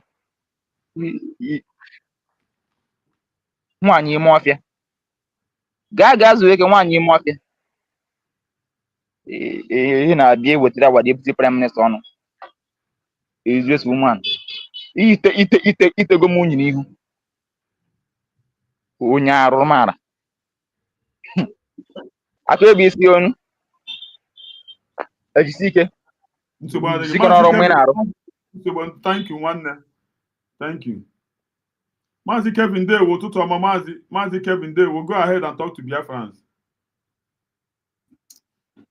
Abana wanale live Igbo wanale live ganja oda wanale live Igbo wanale live ganja. Greetings, my genuine fellow Biafrans.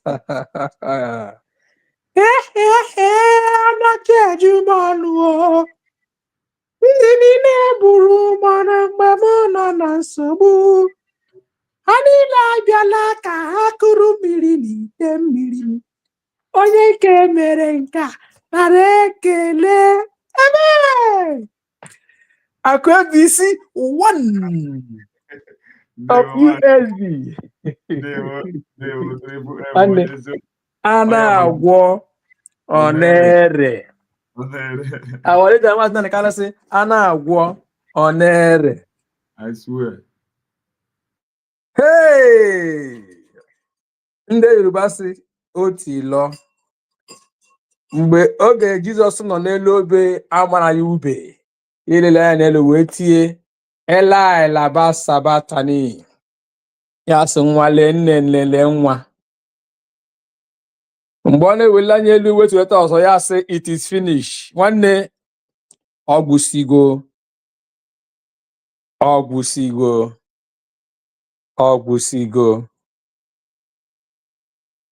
Men that undermine the truth, the wages, the consequences are so enormous. Biafrans, nwanne enwezi onye a ga-asị lekwa ọkụ. Those that still think or that usually say that they are confused, they don't know where to follow, they don't know who is doing the right thing or who is not doing the right thing. Nwanne ofogo unu n'anya, ọ ga-eme ha bam n'anya, ọ ga-eme ha bam n'anya. Mgbe Biafra ga-alawa n'ụlọ ya, ọ ga-eme ha bam n'anya, ọ ga-eme ha bam n'anya, ọ ga-eme ha bam n'anya. Na mgbe anyị ga-alawa n'ụlọ anyị, ọ ga-eme ha bam n'anya. 2025 Christmas ga-abụ emeghe, celebration in double fold, in quantum ka anyị ga-eji aga ya. Ọ na-eme ihe na-adịghị ekwe omume, ya mee ya ọ na-eme ihe na-adịghị ekwe omume, chi na-eme ya. Ọ na-eme ihe na-adịghị ekwe omume, ihe na-adịghị ekwe omume,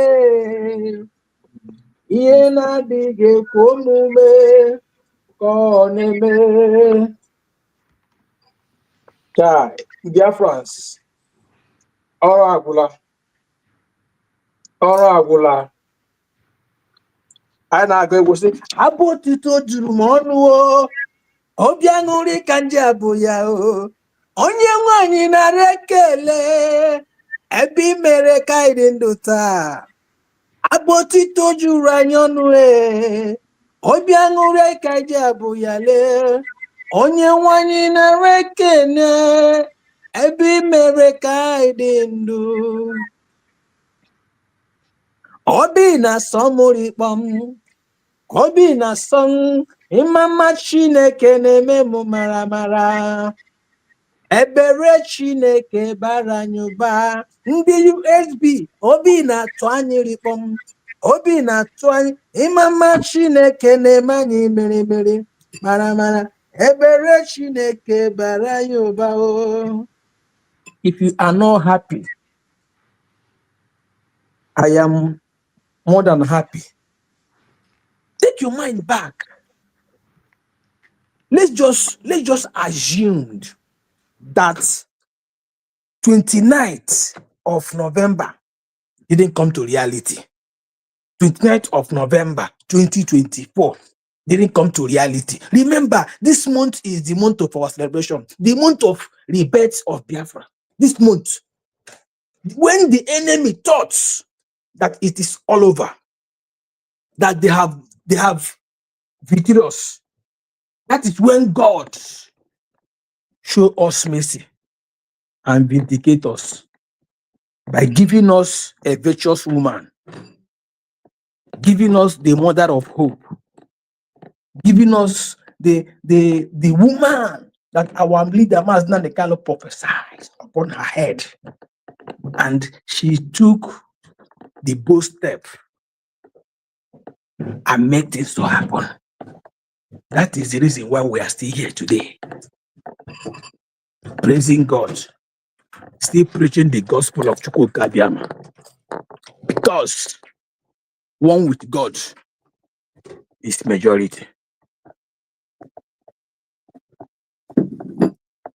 Ekele dịrị gị o, eze ndị eze m o, ebe mere dị ndụ nara ekele.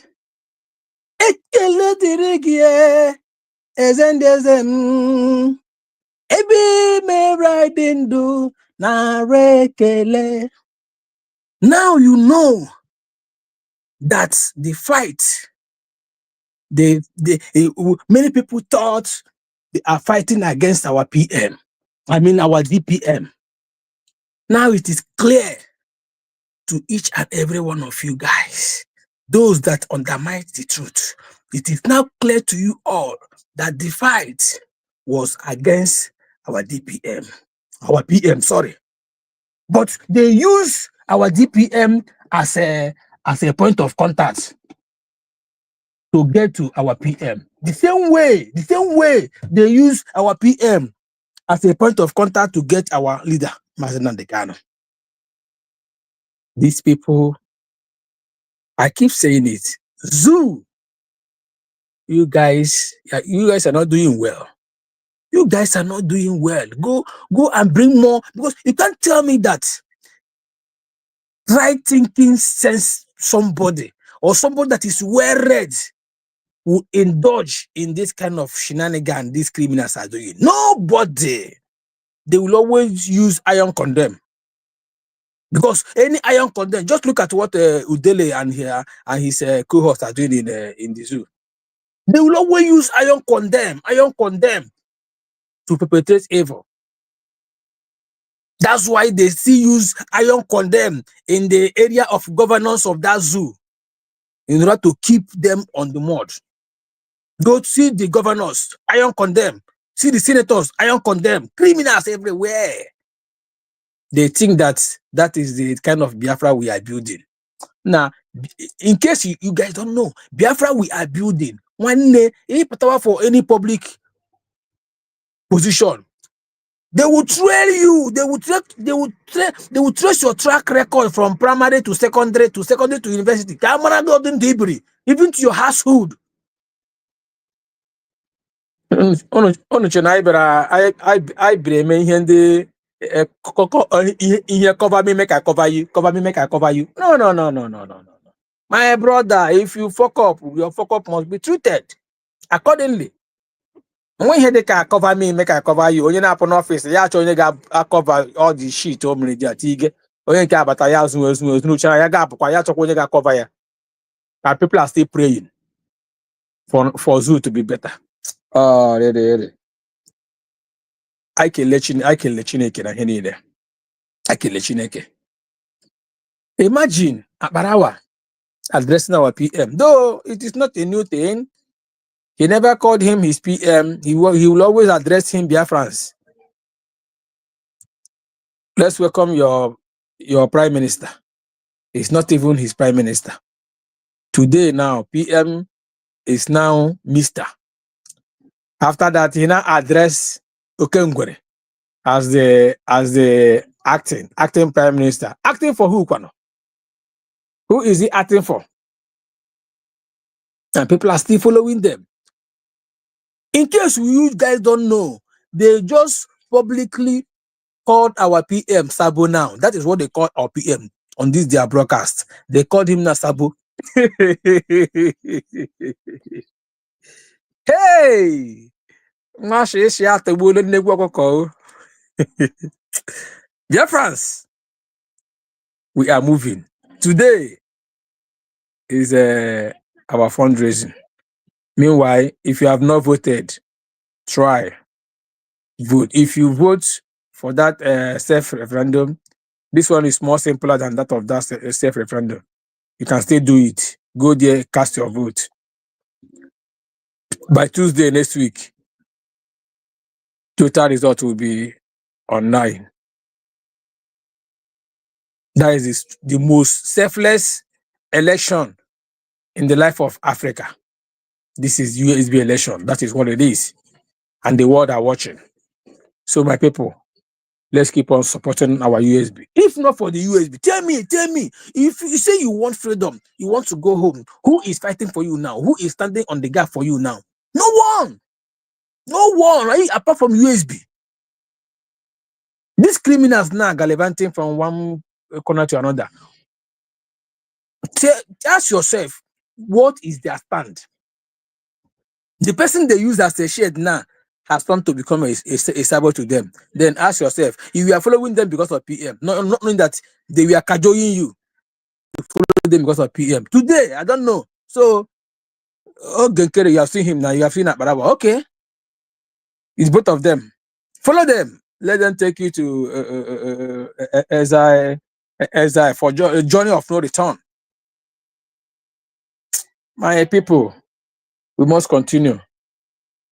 It's Biafra or nothing, and USB is here to give us it, to give it to us. Look at the wind of change, the wind of glory is hovering all over the world. Oboroge, fire na kekai, fire na kekai, makroma fire na kekai. Thank you, my brother Humble. The Sikenoro. My people in the room, in the comment section, please kindly hit the like button if you have not hit it. Please, for other people to join you to enjoy the same thing you are enjoying. This is Gospel of Ogechukwu Nkere, where you can hear the truth, nothing but the truth. No propaganda. We play what they talk and we analyze it. That is what we do here. Thank you, my brother, as we continue to push. I yield. Ndewo. Mazi Kevin apụọla. Asa, go ahead, nnem, go ahead. Go ahead. Asa ọnọdụ a. Asa. Mazi Anomia. Good morning. Ana anụ ihe m na-ekwu. Go ahead. Yeah, good morning. Akwebi Sidalo, Biafrans, good morning. Ekenekwa m ọnụ. In fact, amanụ mma m ga-asị ọtụtụ okwu ọ dịzikwenu n'ụka mgbede. But anyway, we must still talk. Mana ihe nsi ka m kwuo. My fellow Biafrans nọ na studio, biko ụmụnne m ekenekwara m unu. Good morning for still standing on the truth, for doing the needful, for keeping the fire burning. Thank you so much. The genuine Biafrans, the people that are still standing and believing in USB redeclared. Asemamaka Meron. Akona fugoni ya kita. Amam ko biga ndị resign na resign. Or ndị na-ekiki against USB. Or ndị a na-deceive. Ha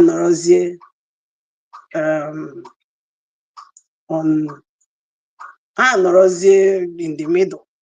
They don't know what to do again. Ndo to Emeka Ghana. Results go very clearer now. What am I saying? I am just here just to pick 2 points. Just 2 points. Open it to Biafrans for you to know that USB is and has been the right place to be. And it's a done deal. Now, these people fall back at Akparawa, so need to be precise. And Ogechukwu Nkere, was it today in the midnight? Because they all know house in the midnight. Always in the midnight. You know. Oh yeah, now zoo system.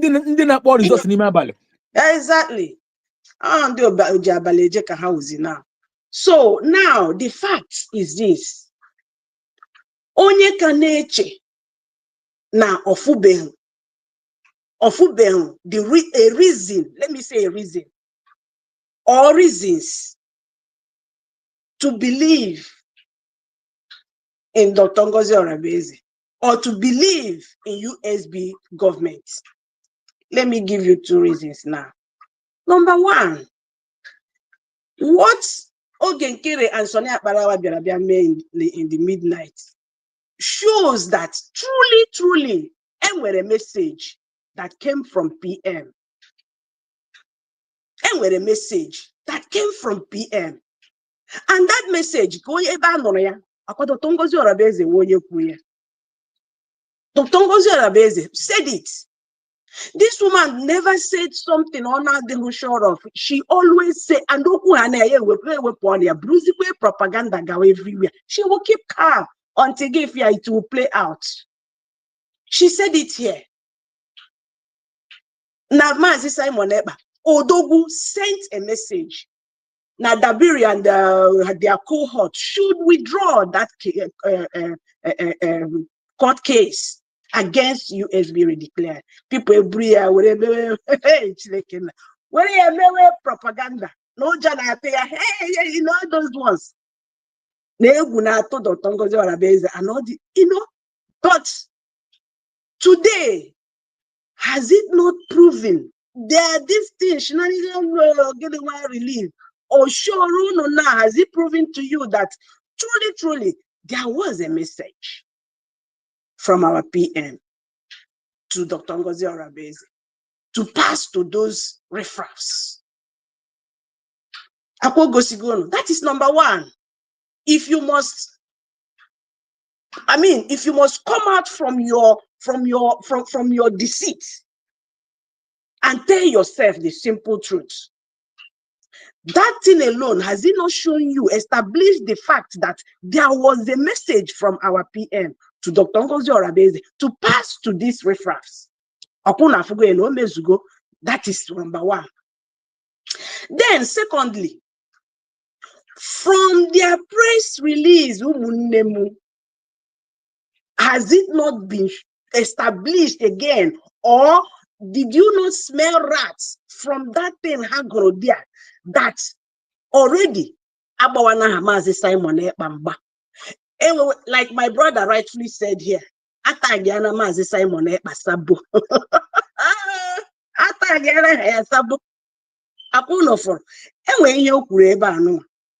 On that court humble lion. On that court, if so, let us just believe, okay? Let us just believe now for a second. Now, Mazi Simon Basinda fall back, okay?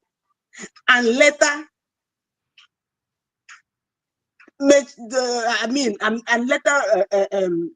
maybe I will not come back, or maybe find Zie himself with Dr. Ngozi Orabeze.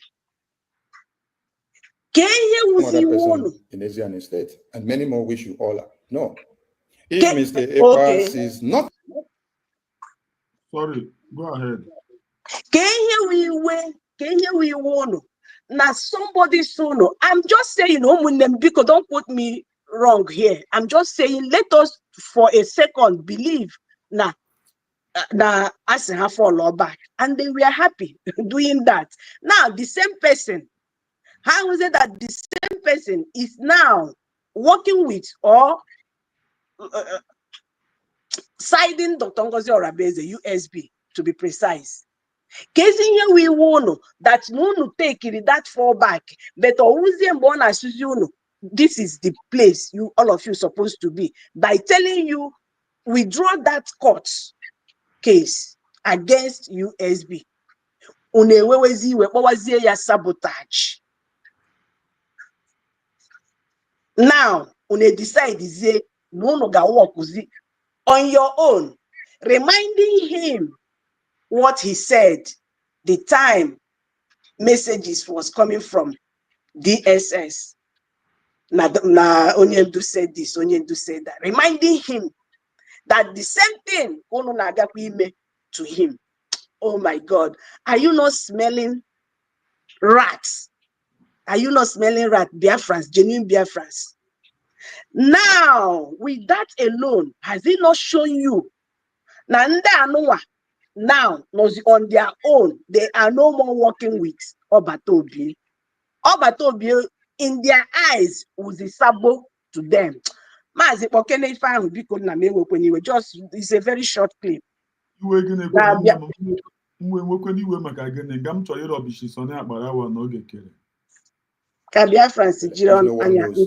about today? And some other person in Asian state, and many more wish you all no. If Mr. Ekpa sees nothing wrong with the above-mentioned but few, then we Biafrans, bearing the scars of what Ms. Orabueze has done in the absence of Mr. Ekpa, should remind Mr. Ekpa that he stopped taking orders from Mazi Nnamdi Kanu in DSS prison when he realized that decisions coming from there weren't favorable to the Biafran people. And we Biafrans at this time reserve the right to do so and same now. In early January 2025, Mr. Ekpa urged all Biafrans to return to the original BRGIE that gave birth to our independence, and also urged BRGIE to do everything to stop Ms. Orabueze from destroying BRGIE completely, having known that it is on that pinnacle that we are speaking in Washington, D.C. for his release and for the sanctions on Nigeria and Finland because of kidnapping Mazi Nnamdi Kanu and imprisoning him respectively. Seeing Mr. Ekpa reverse himself and align with Ms. Orabueze is completely unacceptable now. This is a very serious matter, and as such, the BRGI cabinet will have several emergency meetings to thoughtfully approach this matter. The BRGI cabinet will then announce its decisions and next steps to the Biafran public at the appropriate time.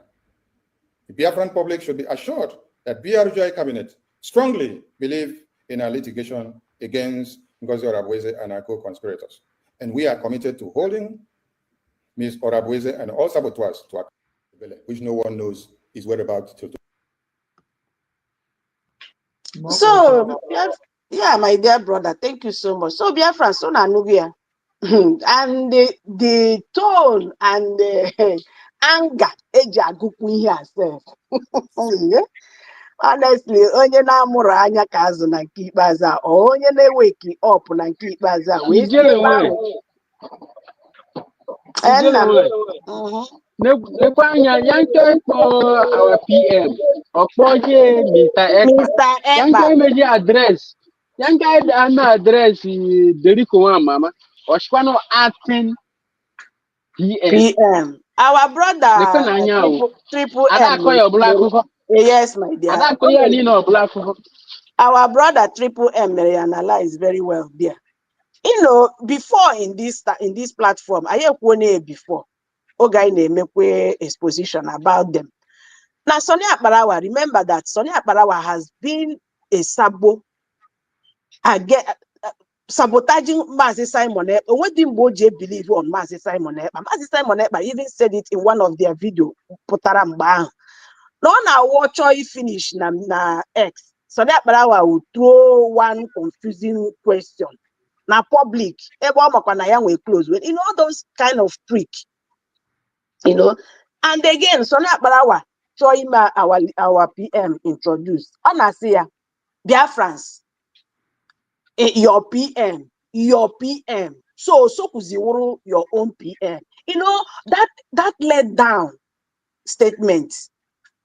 Unu check, unu matana, Mazi Simon Ekpa, Biafra Unite, Nsima, Nelly, all those faith or gala refraps and that. Chai, Mazi Simon Ekpa, chai, very humble man. You can work with anybody provided that nature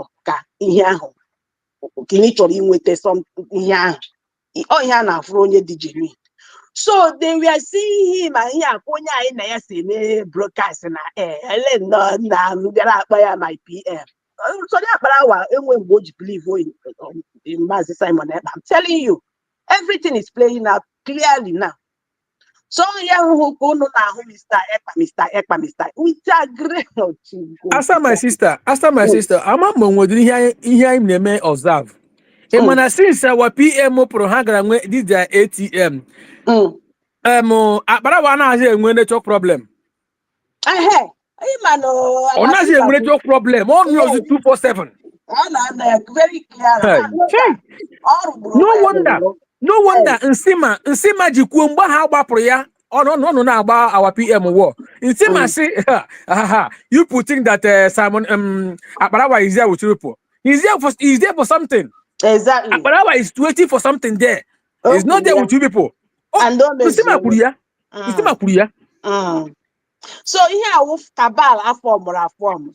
Some of them, like a man a young one now, Adam say a young one now, a man no join the cabal on a bargain for. I'm sure of that. Every Saturday.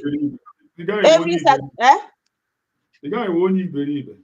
Every Saturday, by this time, no wake you up. Marana, no look number 3 or befitting one. Because every Saturday, we got neighbor na to 100 on the hard earned money and then can you imagine? Or when you wake up with what is happening now. Now let me open your eyes. Number one, just know that MNA established. Then with the order from instruction from PM to Dr. Ngozi Orabeze to send to who? These people in with, these criminals in with, to withdraw lawsuits. Now, hey, we already went on my bapota in a way go. Now call the PM, Mr. Ekpa. Mr. Ekpa. Then Onye Tono Nayano was the acting PM. Because you know act on his behalf. Why won't you address the person, the normal, the what is supposed to be addressed to, since this is official statements? Official president, why don't you use PM? Why Mr. Ekpa?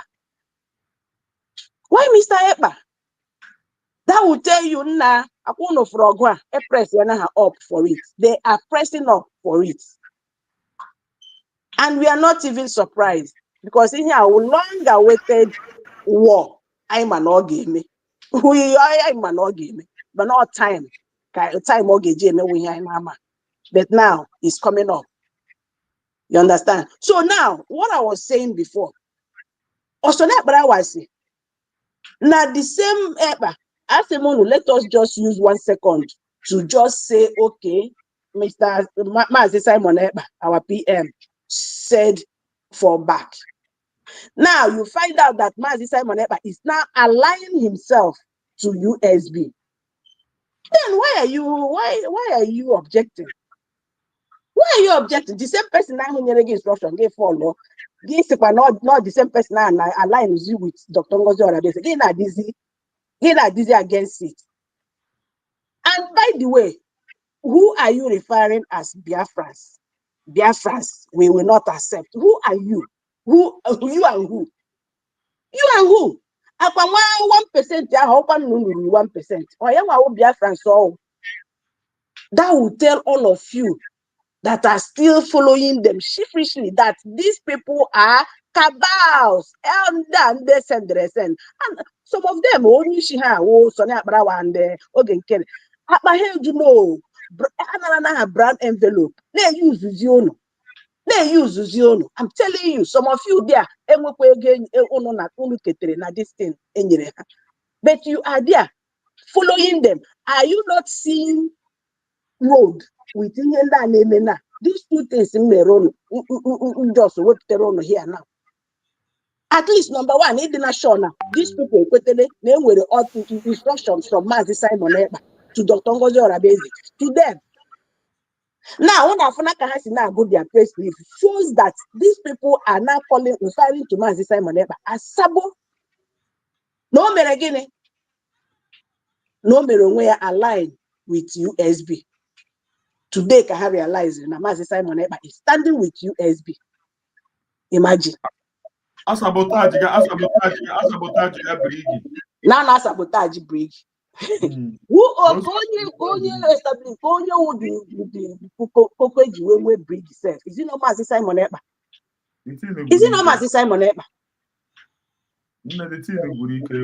So, Biafrans, these two things can make all the more clear to Biafrans. They can some people they don't understand. I don't know. And when they now want to agree, you can use your innermost mind. What are you? These people they shoot on their legs. Now this thing hang. It's a very long one. But no, and I go for you may analyze. That is how you will get it right. telling you, you know. So as humble, thank you so much. And whether in here why but I'm more we hear recent one for women's ago. And when I came for no, and when I came here for Obi Ezebela and the catcher. Oh, yesterday. Yesterday. Oh, yesterday gave me a program. No, we have So we go 247 does it CRC. Mba no no dia na ha bia also na ha I bia. see the fundraising before ya dey. Oh na no kwadu me. BIAFRA mama no say. Oh no chikwa na chiko the chai say pity. Oh. Akwe good morning. We make it go. Where the mighty is falling. Now as in day. That's a thing. Nkele wanya ko onu. Otekwela. Good morning. Darling day one of you. Okay. Akwe good morning. Ndewo mazi. Ndewo. My brother, the comment section. Ekele mo onye ọwụna. Nwanne m nwoke Chidube. Ekelela m. Ihe nchọrọ itinye ọnụ. Last time I took na echefugo. That even reminds me, I thank God this way. That program Kelena me yesterday.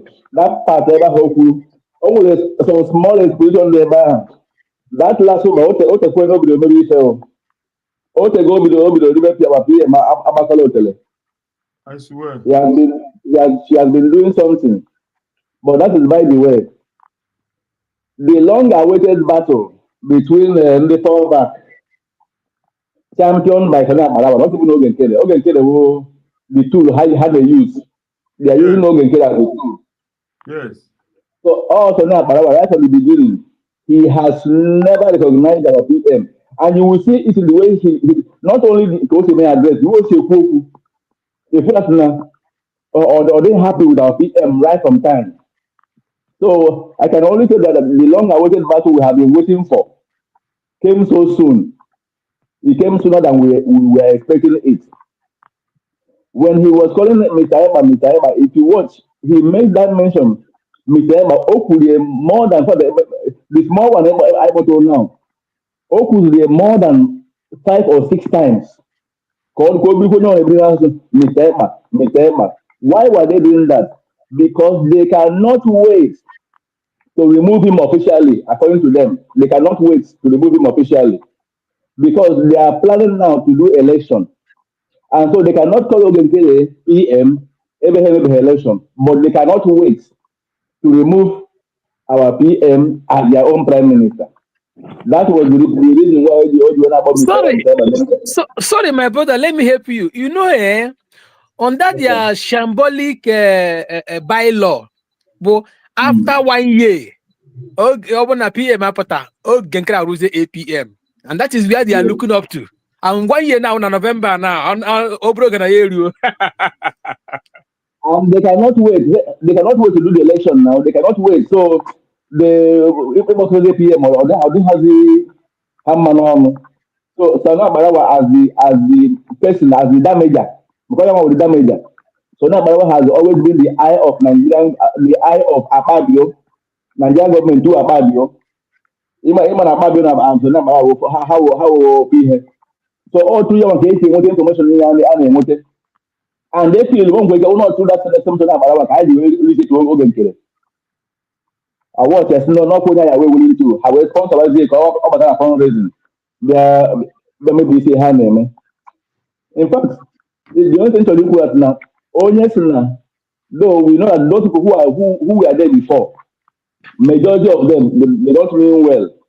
But with this recent happenings again now, all bonus that he has been hired, all the work now sure. This will be an eye opener because they have come openly. Have a go quarter. Amaziko not have to wait okay. They have come out openly and said that no, our PM is with USB and how are they support? They have come out openly. Say then the case Many people, you can now understand that people like in China called Chicago, that's all in Chicago. That's those people there. Right sometimes they have been there working against our PM. Or for this small boy, this small boy, and they don't know it is not. That is not how it works. Or who have name a mad name on today. As he whom the cap fit, let him wear the cap. But they don't want it to be that way. They want to equate themselves with him. Anyway, the only message was now when those who don't have eyes. As I want to mean at least in order to easy. May not go to easy. In order to only one can see the handwriting on the wall that these people have declared against our PM. And they have been the one against our struggle. All we tell him to do, thank you very much. Ndewo Chukwu gozie gị. Chukwu gozie gị. Ụmụ Biafra, ana m ewere ohere a na-ekele onye ọbụla. Ana m asụ ụbọchị mara unu mma na Chukwu gozie onye na-ege ege, onye na-kọmentị, ndị na-alaiki unu, ndị na-ashịa unu, ndị niile mụ na ha nọ hia tụda na masụ Chukwu gozie unu, gbaa unu ma ọbụbụ nọmba unu ga-abụ ngozi, ndị ngozi dị anyị na-aja. Ụbọchị taa wụ Satọde ga-awụ unu ihe ọma na ezinụlọ unu n'ime ndụ unu. Ka emesịa na I love you all. In the evening ka anyị nwee n'ọzọ. Ndewo ụmụ Chineke. Ndewo. Thank you. Ndị ọbụla bịara here abịa nọnyere m today. I love you people with all my heart.